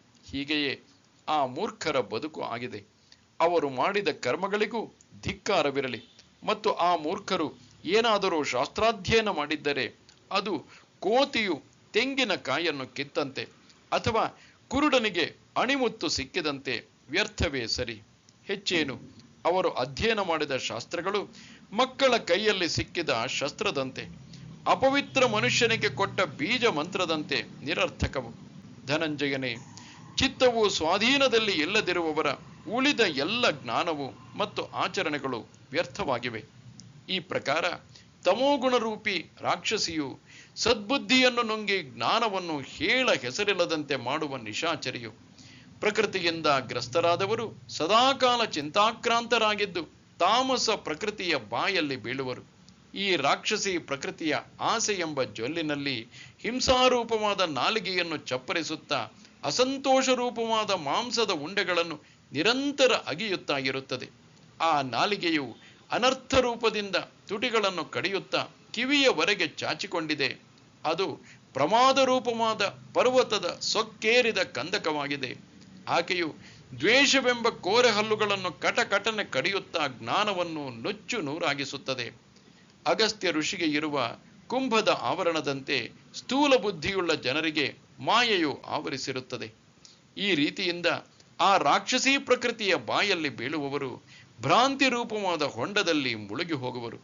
ಈ ವಿಧದಿಂದ ಅಜ್ಞಾನದ ಕಂದಕದಲ್ಲಿ ಬೀಳುವವರಿಗೆ ವಿಚಾರರೂಪಿ ಕೈಗಳ ಸಹಾಯ ಸಿಗುವುದಿಲ್ಲ. ಇಷ್ಟೇ ಅಲ್ಲ, ಅವರು ಎಲ್ಲಿಗೆ ಹೋಗುವರೋ ಅದರ ಸುಳಿವೇ ಸಿಗುವುದಿಲ್ಲ. ಆದ್ದರಿಂದ ಈ ನಿಷ್ಫಲವಾದ ಕಥೆ ಇರಲಿ. ಏಕೆಂದರೆ ಮೂರ್ಖರನ್ನು ವ್ಯರ್ಥವಾಗಿ ವರ್ಣಿಸಿದರೆ ಮಾತಿಗೆ ದಣಿವು ಮಾತ್ರ ಇರುತ್ತದೆ. ಹೀಗೆ ಶ್ರೀಕೃಷ್ಣನು ಹೇಳಿದಾಗ ಅರ್ಜುನನು ಸರಿ ಸರಿ ಎಂದು ಹೇಳಿದನು. ಮತ್ತೆ ಭಗವಂತನು ಹೇಳಿದನು, ಯಾವುದನ್ನು ವರ್ಣಿಸುವುದರಿಂದ ವಾಣಿಗೆ ಸುಖವಾಗುವುದೋ ಆ ಸಂತರ ಕಥೆಯನ್ನು ಕೇಳು. ಮಹಾತ್ಮಾನಸ್ತು ಮಾಂ ಪಾರ್ಥ ದೈವೀಂ ಪ್ರಕೃತಿಮಾಶ್ರಿತಾಃ ಭಜಂತ್ಯನನ್ಯ ಮನಸಃ ಜ್ಞಾತ್ವಾ ಭೂತಾದಿಮವ್ಯಯಂ. ಆದರೆ ಹೇ ಕುಂತಿ ಪುತ್ರನೇ, ದೈವೀ ಪ್ರಕೃತಿಯನ್ನು ಆಶ್ರಯಿಸಿರುವ ಮಹಾತ್ಮರು ನನ್ನನ್ನು ಎಲ್ಲಾ ಭೂತಗಳ ಸನಾತನ ಕಾರಣ ಮತ್ತು ನಾಶರಹಿತವಾದ ಅಕ್ಷರ ಸ್ವರೂಪನೆಂದು ತಿಳಿದುಕೊಂಡು ಅನನ್ಯ ಮನಸ್ಸಿನಿಂದ ಯುಕ್ತನಾಗಿ ನಿರಂತರ ಭಜಿಸುತ್ತಾರೆ.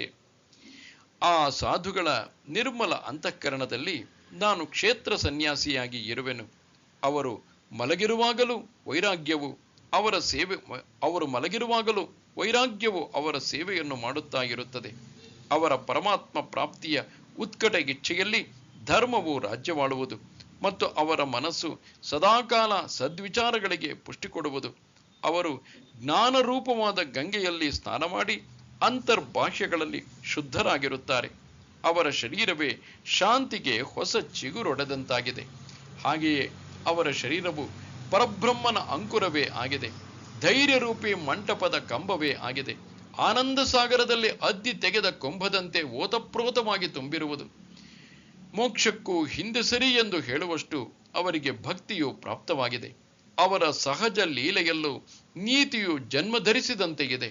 ಅವರು ತಮ್ಮ ಎಲ್ಲ ಅವಯವಗಳಲ್ಲಿ ಶಾಂತಿ ಎಂಬ ಒಡವೆಗಳನ್ನು ಧರಿಸಿರುವರು. ಅವರು ತಮ್ಮ ಚಿತ್ತದಿಂದ ಸರ್ವವ್ಯಾಪಕನಾದ ನನಗೆ ಗವಸಣಿಗೆ ಹೊದಿಕೆ ಹಾಕಿರುವರು. ಇಂತಹ ಮಹಾತ್ಮರು ಭಗವದ್ಭಕ್ತಿಗೆ ಅನುಕೂಲವಾಗಿರುವ ಸಾತ್ವಿಕ ಪ್ರಕೃತಿಯ ಭಾಗ್ಯವೇ ಆಗಿರುವರು. ಕಂಡುಬರುವ ಸಮಸ್ತ ವಸ್ತುಗಳನ್ನು ನನ್ನ ಸ್ವರೂಪವೆಂದೇ ತಿಳಿದಿರುವರು. ಹೀಗೆ ಬೆಳೆದ ಪ್ರೇಮದಿಂದ ಆ ಮಹಾತ್ಮರು ನನ್ನನ್ನು ಭಜಿಸುವರು. ಆದರೆ ಅವರ ಮನೋಧರ್ಮವು ದ್ವೈತವನ್ನು ಸ್ಪರ್ಶಿಸಿಯೇ ಇಲ್ಲ.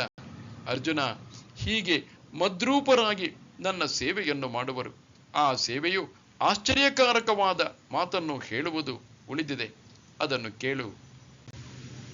ಸತತಂ ಕೀರ್ತಯಂತೋ ಮಾಂ ಯತಂತಶ್ಚ ದೃಢವ್ರತಾಃ ನಮಸ್ಯಂತಶ್ಚ ಮಾಂ ಭಕ್ತ್ಯಾ ನಿತ್ಯಯುಕ್ತಾ ಉಪಾಸತೆ.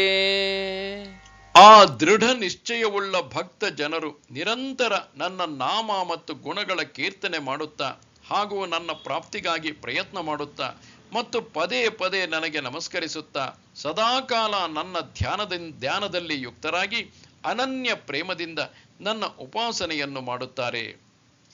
ಹೀಗಿದ್ದರೂ ಆ ಮಹಾತ್ಮರು ಹರಿಕೀರ್ತನೆಯ ಪ್ರೇಮದಲ್ಲಿ ನಿರ್ಲಜ್ಜರಾಗಿ ಕುಣಿಯುವರು. ಅದರಿಂದ ಪ್ರಾಯಶ್ಚಿತ್ತದ ಎಲ್ಲ ವ್ಯಾಪಾರವೂ ನಾಶವಾಗಿದೆ. ಕೀರ್ತನೆಯಿಂದ ಪಾಪವನ್ನು ಹೇಳ ಹೆಸರಿಲ್ಲದಂತೆ ಮಾಡಿರುವರು. ಯಮ ಅಂದರೆ ಮನೋನಿಗ್ರಹ ಮತ್ತು ದಮ ಇಂದ್ರಿಯ ನಿಗ್ರಹ ಇವುಗಳನ್ನು ನಿಸ್ತೇಜಗೊಳಿಸಿದರು. ತೀರ್ಥಗಳನ್ನು ತಮ್ಮ ತಮ್ಮ ಜಾಗದಿಂದ ಒಕ್ಕಲೆಬ್ಬಿಸಿದರು. ಯಮಲೋಕದ ಎಲ್ಲ ವ್ಯವಹಾರಗಳು ನಿಂತು ಬಿಟ್ಟವು. ಯಾರನ್ನು ನಿಯಮಿಸಬೇಕು ಎಂದು ಯಮವು ಹೇಳಿದರೆ ದಮವು ಯಾರನ್ನು ಗೆಲ್ಲಬೇಕು ಎಂದು ಹೇಳಿತು. ತೀರ್ಥಗಳು ಹೇಳಿದವು, ನಾವು ಯಾರನ್ನು ಶುದ್ಧಗೊಳಿಸಬೇಕು, ಏಕೆಂದರೆ ದೋಷಗಳು ಔಷಧಿಗೂ ಉಳಿಯಲಿಲ್ಲ. ಹೀಗೆ ನನ್ನ ನಾಮ ಘೋಷದಿಂದ ಜಗತ್ತಿನ ಸಮಸ್ತ ಪ್ರಾಣಿಗಳ ದುಃಖಗಳನ್ನು ಇಲ್ಲವಾಗಿಸಿದರು ಹಾಗೂ ಸಮಸ್ತ ಬ್ರಹ್ಮಾಂಡವು ಬ್ರಹ್ಮ ಸುಖದಿಂದ ತುಂಬಿ ತುಳುಕಿ ಹೋಯಿತು. ಆ ಮಹಾತ್ಮರು ಬೆಳಗಾಗದೆಯೇ ಜೀವರಿಗೆ ಪ್ರಕಾಶವನ್ನು ಜ್ಞಾನವನ್ನು ನೀಡುವರು. ಅಮೃತವಿಲ್ಲದೆಯೇ ಪ್ರಾಣಿಗಳನ್ನು ಅಮರರಾಗಿಸುವರು. ಯೋಗ ಸಾಧನೆ ಇಲ್ಲದೆ ಪ್ರತ್ಯಕ್ಷವಾಗಿ ಕಣ್ಣೆದುರಿಗೆ ಮೋಕ್ಷವನ್ನು ತಂದು ನಿಲ್ಲಿಸುವರು. ಆದರೂ ಒಡೆಯ ಬಡವರಲ್ಲಿ ಭೇದವೆಣಿಸುವುದಿಲ್ಲ, ಸಣ್ಣವರು ದೊಡ್ಡವರೆಂದು ಎಣಿಸುವುದಿಲ್ಲ, ಆದರೆ ಸರ್ವರಲ್ಲಿ ಸಮರಾಗಿರುತ್ತಾರೆ. ಹೀಗೆ ಸಂಪೂರ್ಣ ಜಗತ್ತಿಗೆ ಆನಂದದ ತವರು ಮನೆಯಾಗಿರುತ್ತಾರೆ. ವೈಕುಂಠಕ್ಕೆ ಹೋಗುವವರು ಕ್ವಚಿತ್ತಾಗಿ ಕಂಡುಬರುವರು.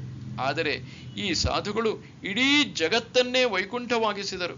ಹೀಗೆ ನನ್ನ ನಾಮ ಸಂಕೀರ್ತನೆಯಿಂದ ಸಮಸ್ತ ಜಗತ್ತನ್ನು ಪವಿತ್ರರಾಗಿಸಿದರು. ಆ ಸಾಧುಗಳ ತೇಜಸ್ಸು ಸೂರ್ಯನಂತೆ ಎಂದು ಹೇಳಿದರೆ ಸೂರ್ಯನು ಅಸ್ತನಾಗಿರುವನು, ಚಂದ್ರನಂತೆ ಎಂದು ಹೇಳಿದರೆ ಅವನು ಕೆಲವೊಮ್ಮೆ ಇಲ್ಲವಾಗುತ್ತಾನೆ. ಆದರೆ ಈ ಸಾಧುಗಳು ಯಾವಾಗಲೂ ಪರಿಪೂರ್ಣ ಉಜ್ವಲರಾಗಿರುತ್ತಾರೆ. ಇವರ ಔದಾರ್ಯವನ್ನು ಮೇಘಕ್ಕೆ ಹೋಲಿಸಿದರೆ ಅದು ಸೋರುತ್ತಿರುತ್ತದೆ, ಆದ್ದರಿಂದ ಆ ಹೋಲಿಕೆ ಹೊಂದುವುದಿಲ್ಲ.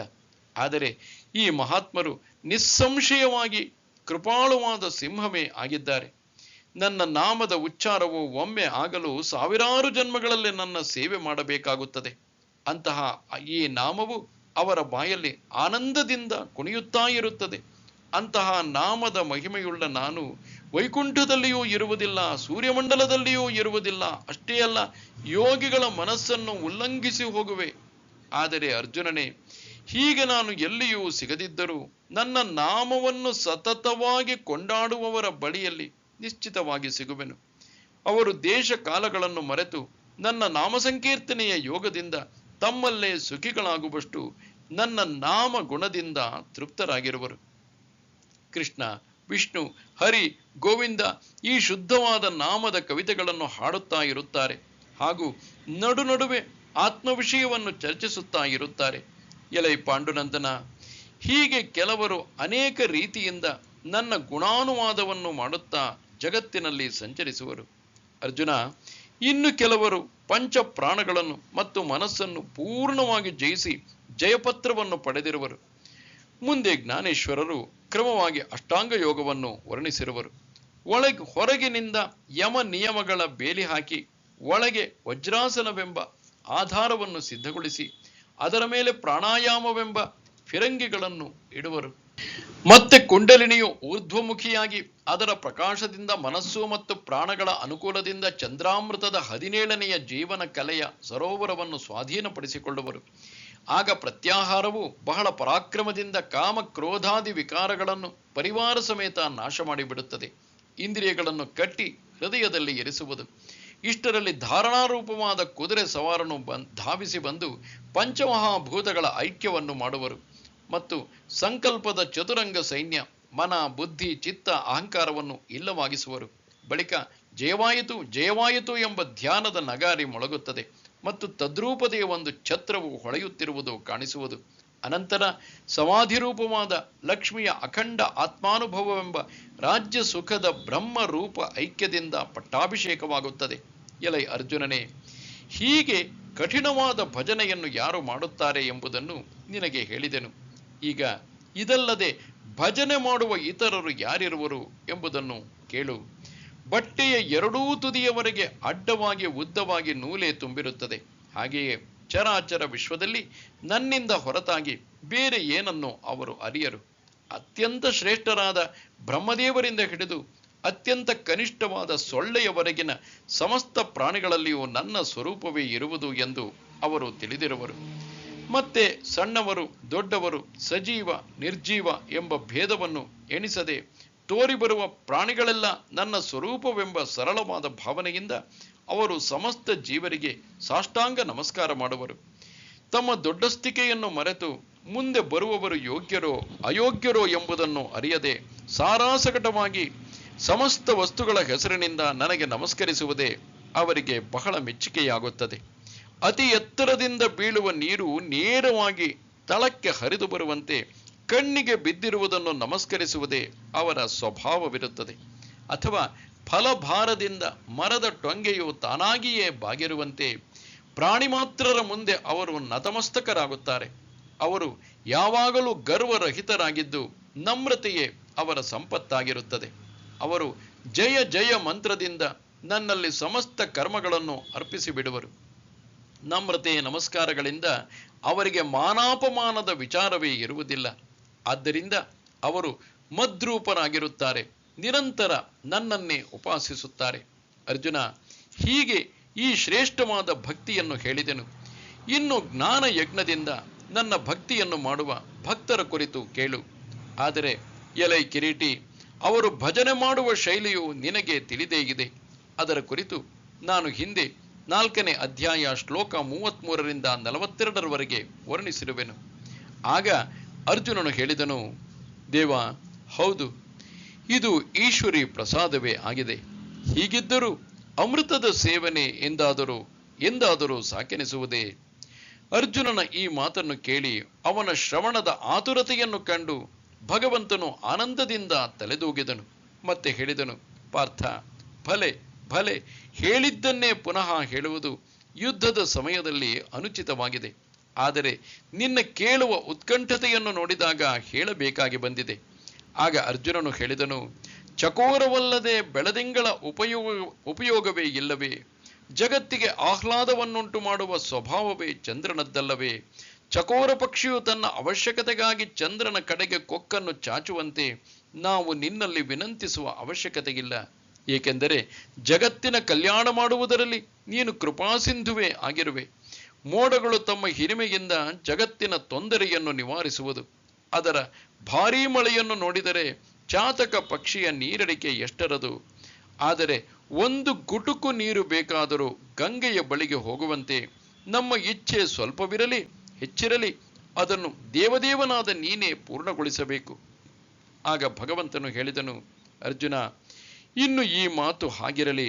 ನನಗೆ ಹೇಳುವ ವಿಷಯದಲ್ಲಿ ಸಂತೋಷವಾಗಿದೆ. ಅದಕ್ಕೆ ಸ್ತುತಿಸುವ ಅವಶ್ಯಕತೆ ಇಲ್ಲ.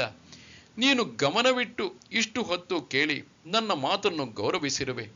ಮುಂದೆಯೂ ಕೇಳುವವನಾಗು. ಹೀಗೆ ಅರ್ಜುನನು ಶ್ರೀಹರಿಯ ಗೌರವದಿಂದ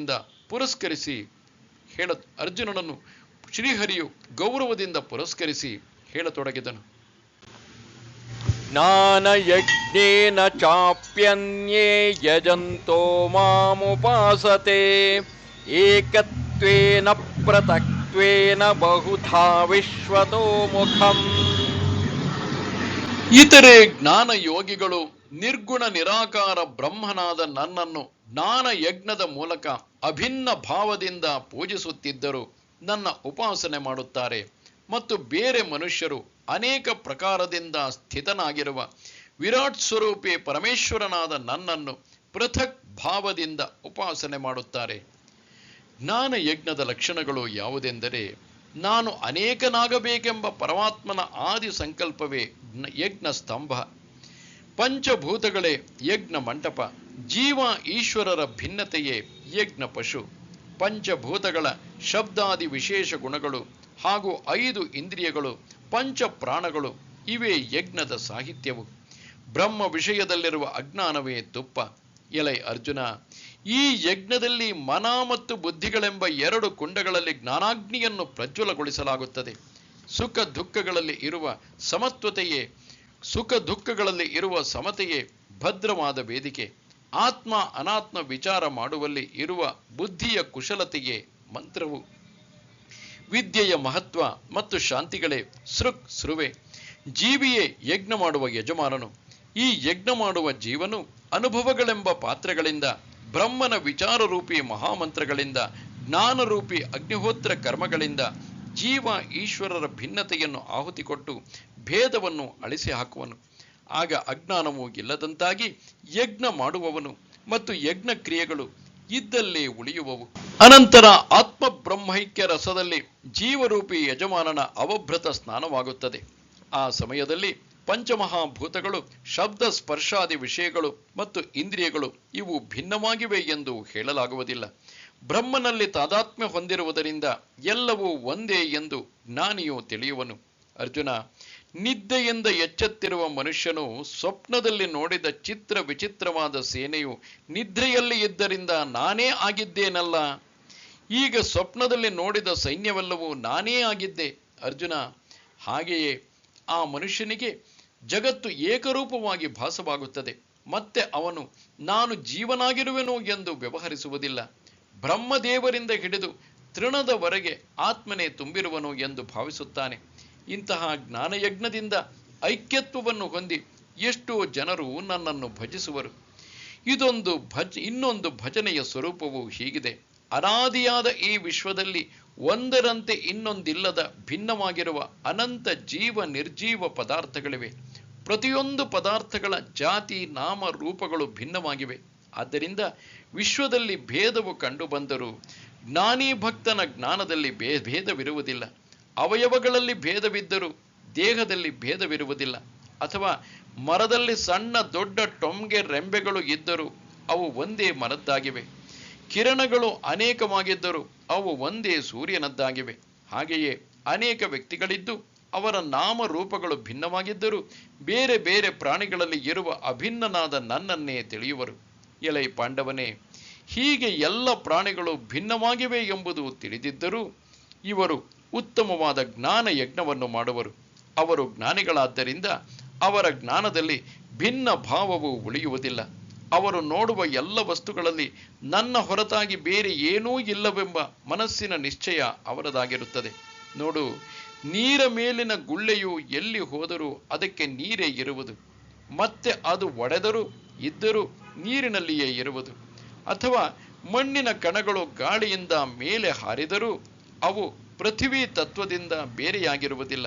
ಪುನಃ ಅವು ಕೆಳಕ್ಕೆ ಬಿದ್ದರೂ ಪೃಥ್ವಿಯ ಮೇಲೆಯೇ ಇರುವವು. ಹಾಗೆಯೇ ಯಾವುದೇ ದೇಶ ಕಾಲದಲ್ಲಿ, ಯಾವುದೇ ಪದಾರ್ಥದಲ್ಲಿ ಯಾವುದೇ ರೂಪವಿರಲಿ ಇಲ್ಲದಿರಲಿ ಎಲ್ಲದರಲ್ಲಿಯೂ ನಾನೇ ಇರುವೆ ಎಂಬ ವೃತ್ತಿಯು ಅವರಲ್ಲಿ ಆಗಿ ಹೋಗಿದೆ. ಅರ್ಜುನ, ನನ್ನ ಸ್ವರೂಪದ ವ್ಯಾಪಕತೆ ಇರುವಷ್ಟೇ ಅವರ ಜ್ಞಾನವು ವ್ಯಾಪಕವಿರುತ್ತದೆ.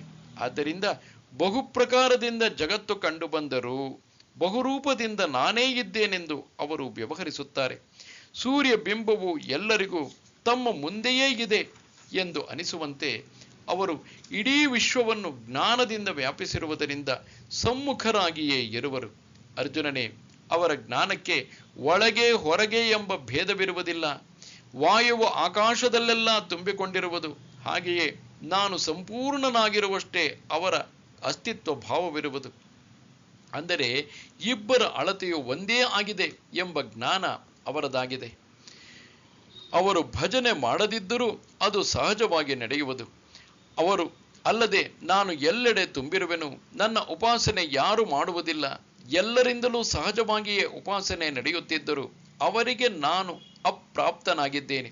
ಅವರ ಉಪಾಸನೆಯು ಯಥಾರ್ಥ ಜ್ಞಾನವಿಲ್ಲದ ಕಾರಣ ನಿಂತಂತೆಯೇ ಆಗಿದೆ. ಆದರೆ ಅದಿರಲಿ, ಈ ಯೋಗ್ಯವಾದ ಜ್ಞಾನ ಯಜ್ಞದಿಂದ ಯಜ್ಞ ಮಾಡಿ ಉಪಾಸನೆ ಮಾಡುವ ಭಕ್ತರನ್ನು ಕುರಿತು ನಿನಗೆ ಹೇಳಿರುವೆನು. ಸದಾಕಾಲ ಸರ್ವಕಾಲಗಳಲ್ಲಿ ನಡೆಯುವ ಕರ್ಮಗಳೆಲ್ಲವೂ ಸಹಜವಾಗಿ ನನ್ನನ್ನೇ ಸೇರುವವು. ಆದರೆ ಇದು ಮೂರ್ಖರಿಗೆ ತಿಳಿಯದೇ ಇರುವುದರಿಂದ ನಾನು ಅವರಿಗೆ ದೊರೆಯುವುದಿಲ್ಲ.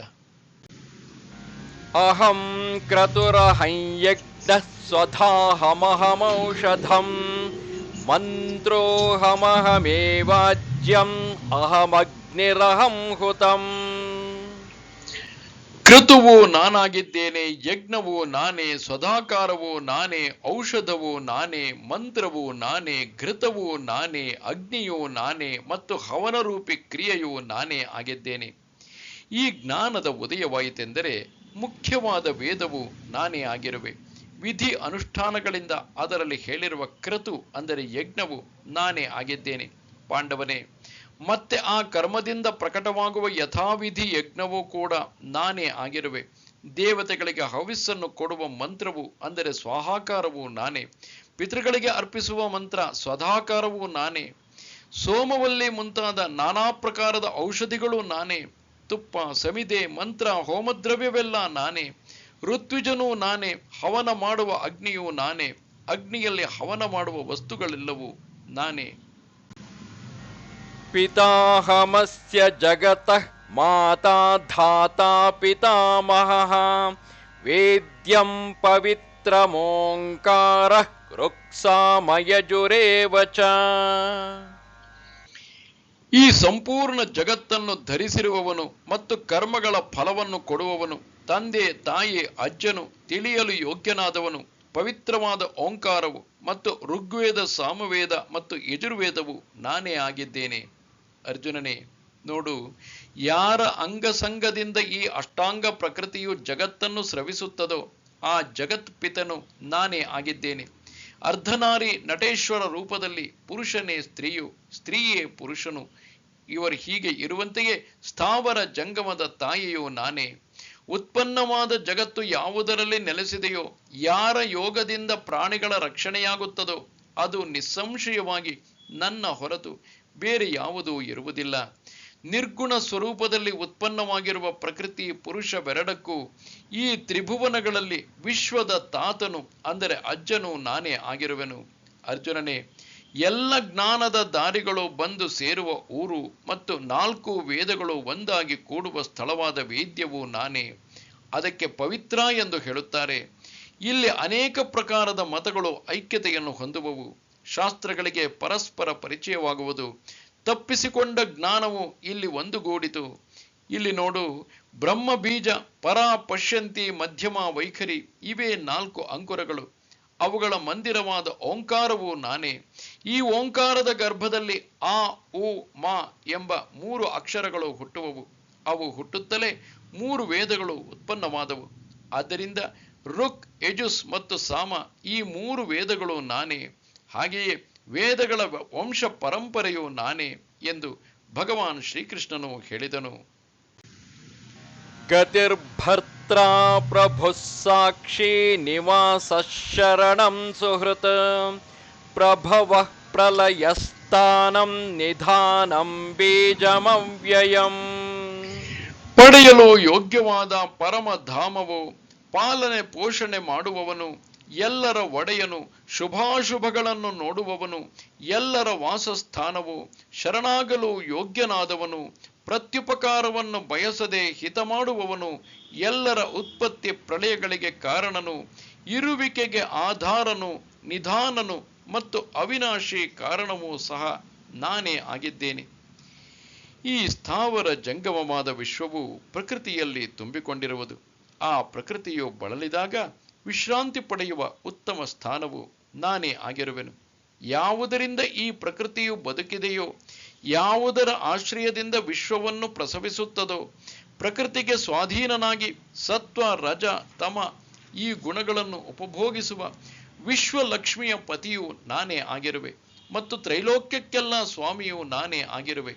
ಆಕಾಶವು ಎಲ್ಲೆಡೆ ಇರಬೇಕು, ವಾಯುವು ಒಂದು ಕ್ಷಣವೂ ಸುಮ್ಮನೆ ಇರಬಾರದು, ಬೆಂಕಿಯು ಸುಡಬೇಕು, ಮೋಡಗಳು ಮಳೆಗರೆಯಬೇಕು, ಪರ್ವತಗಳು ತಮ್ಮ ಸ್ಥಾನವನ್ನು ಬಿಡಬಾರದು, ಸಮುದ್ರವು ತನ್ನ ಮೇರೆಯನ್ನು ಮೀರಬಾರದು, ಪೃಥ್ವಿಯು ಸಮಸ್ತ ಪ್ರಾಣಿಗಳ ಭಾರವನ್ನು ಹೊರಬೇಕು. ಇದೆಲ್ಲವೂ ನನ್ನ ಆಜ್ಞೆಯೇ ಆಗಿದೆ. ನಾನು ನುಡಿಸಿದರೆ ವೇದಗಳು ನುಡಿಯುವವು, ನಾನು ನಡೆಸಿದರೆ ಸೂರ್ಯನು ನಡೆಯುವನು. ಸಮಸ್ತ ಜಗತ್ತಿನ ಚಾಲಕನಾದ ಪ್ರಾಣವು ನಾನು ಅಲುಗಾಡಿಸಿದಾಗ ಅಲುಗಾಡುವುದು. ನನ್ನ ಆಜ್ಞೆಯಂತೆಯೇ ಕಾಲವು ಪ್ರಾಣಿಗಳನ್ನು ನುಂಗುವುದು. ಅರ್ಜುನ, ಹೀಗೆ ಇವೆಲ್ಲವೂ ನನ್ನ ಆಜ್ಞಾಧಾರಕರಾಗಿದ್ದು ತಮ್ಮ ತಮ್ಮ ಕಾರ್ಯಗಳನ್ನು ಮಾಡುವವು. ಹೀಗೆ ಸರ್ವ ಸಮರ್ಥನು ಜಗತ್ತಿನ ಸ್ವಾಮಿಯೂ ಆದ ನಾನು ಆಕಾಶದಂತೆ ಸರ್ವವ್ಯಾಪಕನಾಗಿದ್ದು ಸಾಕ್ಷೀಭೂತನಾಗಿರುವೆನು. ಎಲೈ ಪಾಂಡವನೇ, ಈ ಪ್ರಕಾರವಾಗಿ ಈ ನಾಮ ರೂಪಗಳೆಲ್ಲದರಲ್ಲಿ ಸರ್ವತ್ರ ತುಂಬಿರುವವನು ಹಾಗೂ ಈ ನಾಮ ರೂಪಗಳಿಗೆ ಆಧಾರನು ನಾನೇ ಆಗಿರುವೆ. ಅಲೆಗಳು ನೀರಿನಲ್ಲಿ ಉಂಟಾಗುತ್ತವೆ ಮತ್ತು ಅಲೆಗಳಲ್ಲಿಯೂ ನೀರೇ ಇರುತ್ತದೆ. ಹಾಗೆಯೇ ಜಗತ್ತು ನನ್ನಲ್ಲಿ ಹಾಗೂ ಜಗತ್ತಿನಲ್ಲಿ ನಾನು ಇರುವೆನು. ಹೀಗೆ ಜಗತ್ತಿನ ವಾಸಸ್ಥಾನವೂ ನಾನೇ. ಏಕನಿಷ್ಠೆಯಿಂದ ನನಗೆ ಶರಣು ಬರುವವನನ್ನು ಜನ್ಮ ಮರಣಗಳಿಂದ ಮುಕ್ತಗೊಳಿಸುವೆನು. ಆದ್ದರಿಂದ ಶರಣಾಗತರನ್ನು ರಕ್ಷಿಸುವವನು ನಾನೊಬ್ಬನೇ ಆಗಿರುವೆನು. ನಾನು ಒಬ್ಬನೇ ಆಗಿದ್ದರೂ ಅನೇಕ ರೀತಿಯಿಂದ ಪ್ರಕೃತಿಯ ಭಿನ್ನ ಭಿನ್ನ ಗುಣಗಳಿಂದ ಜಗತ್ತಿನ ಎಲ್ಲ ಪ್ರಾಣಿಗಳಲ್ಲಿ ಪ್ರಾಣ ರೂಪದಿಂದ ಜೀವಂತನಾಗಿರುವೆನು. ಸೂರ್ಯನು ಇದು ಸಮುದ್ರ, ಇದು ಚಿಕ್ಕ ಹೊಂಡಾಗೆಂದು ಎಣಿಸದೆ ಎಲ್ಲದರಲ್ಲಿ ಪ್ರತಿಬಿಂಬಿತನಾಗುತ್ತಾನೆ. ಹಾಗೆಯೇ ಬ್ರಹ್ಮದೇವರಿಂದ ಹಿಡಿದು ಸೊಳ್ಳೆಯವರೆಗಿನ ಪ್ರಾಣಿ ಮಾತ್ರರಿಗೆ ಪ್ರಿಯನಾಗಿರುವವನು ನಾನೇ. ಎಲೈ ಪಾಂಡವನೇ, 3 ಲೋಕಗಳಿಗೂ ಜೀವನವು ನಾನೇ ಆಗಿರುವೆನು ಮತ್ತು ಉತ್ಪತ್ತಿ ಸ್ಥಿತಿ ಲಯ ಇವುಗಳ ಅವಸ್ಥೆಗಳಿಗೆ ಕಾರಣನೂ ನಾನೇ. ಬೀಜದಿಂದ ಮರ ಟೊಂಗೆಗಳು ಉತ್ಪನ್ನವಾಗಿ ಮುಂದೆ ಆ ಮರವು ಬೀಜದಲ್ಲೇ ಸಮಾವೇಶಗೊಳ್ಳುವುದು. ಹಾಗೆಯೇ ಆದಿ ಸಂಕಲ್ಪದಿಂದ ಸಮಸ್ತ ಜಗತ್ತು ಉತ್ಪನ್ನವಾಗಿ ಪುನಃ ಆ ಜಗತ್ತು ಆದಿ ಸಂಕಲ್ಪದಲ್ಲೇ ಲಯ ಹೊಂದುವುದು. ಹೀಗೆ ಅವ್ಯಕ್ತ ವಾಸನಾರೂಪವಾದ ಜಗತ್ತಿನ ಬೀಜವಾದ ಸಂಕಲ್ಪವು ಕಲ್ಪಾಂತ್ಯದಲ್ಲಿ ಲಯ ಹೊಂದುವ ಸ್ಥಾನವು ನಾನೇ ಆಗಿರುವೆನು. ನಿರಾಕಾರ ಸ್ವರೂಪವು ಪ್ರಕಟಗೊಂಡಾಗ ಇವೆಲ್ಲ ನಾನಾ ರೂಪಗಳು ಲಯಗೊಳ್ಳುವವು. ವರ್ಣ ವ್ಯಕ್ತಿಗಳು ಇಲ್ಲವಾಗುವುದು ಹಾಗೂ ಜಾತಿ ಭೇದವು ಉಳಿಯುವುದಿಲ್ಲ. ಆಗ ಪುನಃ ಜಗತ್ತನ್ನು ನಿರ್ಮಾಣ ಮಾಡಲು ಸಂಸ್ಕಾರ ರೂಪವಾದ ವಾಸನಾಶಕ್ತಿಯನ್ನು ಧಾರಣೆ ಮಾಡಿ ಎಲ್ಲಾ ದೇವತೆಗಳು ವಾಸಿಸುವರು. ಆ ಸ್ಥಾನವು ನಾನೇ ಆಗಿರುವೆನು. ತಪಾಮ್ಯಹಮಹಂ ವರ್ಷಂ ನಿಗೃಹಾಮ್ಯುತ್ಸೃಜಾಮಿ ಚ ಅಮೃತಂಚೈವ ಮೃತ್ಯುಶ್ಚ ಸದಸಚ್ಚಾಹಮರ್ಜುನ. ನಾನೇ ಸೂರ್ಯನ ರೂಪದಿಂದ ಬೆಳಗುತ್ತಿದ್ದೇನೆ, ಮಳೆಯನ್ನು ಆಕರ್ಷಿಸಿ ಅದನ್ನು ಸುರಿಸುತ್ತೇನೆ. ಹೇ ಅರ್ಜುನನೇ, ನಾನೇ ಅಮೃತ ಮತ್ತು ಮೃತ್ಯುವಾಗಿದ್ದೇನೆ ಮತ್ತು ಸತ್ ಅಸತ್ ಕೂಡ ನಾನೇ ಆಗಿದ್ದೇನೆ. ನಾನು ಸೂರ್ಯನ ರೂಪದಿಂದ ಬೆಳಗಿದಾಗ ಪೃಥ್ವಿಯು ಒಣಗುವುದು, ಇಂದ್ರನ ರೂಪದಿಂದ ಮಳೆಗರೆದಾಗ ಪುನಃ ಸಮೃದ್ಧಗೊಳ್ಳುವುದು. ಅಗ್ನಿಯು ಕಾಷ್ಠಗಳನ್ನು ಭಕ್ಷಿಸಿದಾಗ ಕಾಷ್ಠವೇ ಅಗ್ನಿರೂಪವಾಗುವಂತೆ ಸಾಯುವವರು ಮತ್ತು ಕೊಲ್ಲುವವರು ನನ್ನ ಸ್ವರೂಪರೇ ಆಗಿದ್ದಾರೆ. ಇದರಿಂದ ಮೃತ್ಯುವಿಗೆ ವಶರಾದ ಎಲ್ಲ ರೂಪಗಳು ನನ್ನವೇ ಆಗಿವೆ. ಹಾಗೂ ಸಾಯದವರಾದರೂ ಸಹಜವಾಗಿ ನನ್ನ ಸ್ವರೂಪರೇ ಆಗಿರುವರು. ಹೆಚ್ಚೇನು ಹೇಳಲಿ, ಎಲ್ಲವೂ ನಿನಗೆ ಒಂದೇ ಬಾರಿ ಹೇಳಿಬಿಡುತ್ತೇನೆ. ಸತ್ ಮತ್ತು ಅಸತ್ ಎಂದರೆ ಸತ್ಯ ಅಸತ್ಯ, ಹೀಗೆ 2 ರೂಪಗಳು ನನ್ನವೇ ಆಗಿವೆ ಎಂದು ತಿಳಿ. ಆದ್ದರಿಂದ ಅರ್ಜುನ, ನಾನಿಲ್ಲದ ಸ್ಥಳವಿರುವುದೇ. ಆದರೆ ಪ್ರಾಣಿಗಳ ದೈವವು ಎಷ್ಟು ಚಮತ್ಕಾರಿಕವಾಗಿದೆ ನೋಡು. ಅವರು ನನ್ನನ್ನು ನೋಡುವುದೇ ಇಲ್ಲ. ಅಲೆಗಳು ನೀರಿಲ್ಲದೆ ಒಣಗಬಹುದೇ, ಅಥವಾ ಸೂರ್ಯ ಕಿರಣವು ದೀಪವಿಲ್ಲದೆ ಕಾಣಲಾರದೆ. ಹಾಗೆಯೇ ಸಮಸ್ತ ಜೀವರು ನಾನೇ ಆಗಿದ್ದು ಅವರು ನನ್ನನ್ನು ತಿಳಿದುಕೊಂಡಿಲ್ಲ. ಇದು ಎಂತಹ ಅಚ್ಚರಿ ನೋಡು. ಈ ಸಮಸ್ತ ವಿಶ್ವದಲ್ಲಿ ಅಂತರ್ಬಾಹ್ಯಗಳಲ್ಲಿ ನಾನೇ ತುಂಬಿರುವೆನು ಹಾಗೂ ಈ ಜಗತ್ತು ಮದ್ರೂಪವೇ ಆಗಿದೆ. ಆದರೆ ಜೀವರು ನಾನೇ ಇಲ್ಲವೆಂದು, ದೇವರೇ ಇಲ್ಲವೆಂದು ಹೇಳುವರು. ಎಂತಹ ಕರ್ಮವು ಅವರಿಗೆ ಅಡ್ಡ ಬಂದಿದೆಯೋ ತಿಳಿಯದು. ಆದರೆ ಅಮೃತದ ಕುಂಡದಲ್ಲಿ ಬಿದ್ದ ಮನುಷ್ಯನು ಮರಣದ ಭಯದಿಂದ ಮೇಲೆದ್ದು ಬಂದ ನಿರ್ಭಾಗ್ಯನಿಗೆ ಏನು ಹೇಳಬೇಕು? ಎಲೈ ಕಿರೀಟಿಯೇ, ತುತ್ತು ಅನ್ನಕ್ಕಾಗಿ ಧಾವಿಸುವ ಕುರುಡನ ಕಾಲಿಗೆ ಒಂದು ಚಿಂತಾಮಣಿಯು ತಾಗಿದರೆ ಕಣ್ಣಿಲ್ಲದುದರಿಂದ ಅವನು ಅದನ್ನು ಕಾಲಿನಿಂದ ಸರಿಸಿಬಿಡುತ್ತಾನೆ. ಹಾಗೆಯೇ ಯಥಾರ್ಥ ಜ್ಞಾನ ಇಲ್ಲದಿದ್ದಾಗ ಮೇಲಿನ ಕುರುಡನಂತೆ ಸ್ಥಿತಿಯಾಗುತ್ತದೆ. ಆದ್ದರಿಂದ ಜ್ಞಾನವಿಲ್ಲದೆ ಮಾಡಿದ ಕರ್ಮಗಳು ಮಾಡಿದರೂ ಮಾಡದಂತೆಗಿವೆ. ಕುರುಡನಾದ ಗರುಡನಿಗೆ ರೆಕ್ಕೆಗಳಿದ್ದರೂ ಅದರ ಉಪಯೋಗ ಅದಕ್ಕಿರುವುದೇ? ಹೇಗೆ ಉಪಯೋಗವಿಲ್ಲವೋ ಹಾಗೆಯೇ ಜ್ಞಾನವಿಲ್ಲದ ಸತ್ಕರ್ಮಗಳು ವ್ಯರ್ಥ ಶ್ರಮವೇ ಆಗಿವೆ. ನಮಸ್ತೆ ಶಾರದೆ ದೇವಿ ಕಾಶ್ಮೀರ ಪುರವಾಸಿನಿ ತ್ವಾಮಹಂ ಪ್ರಾರ್ಥೆಯೇ ನಿತ್ಯಂ ವಿದ್ಯಾದಾನಂಚ ದೇಹಿಮೆ. ನಮಸ್ಕಾರ.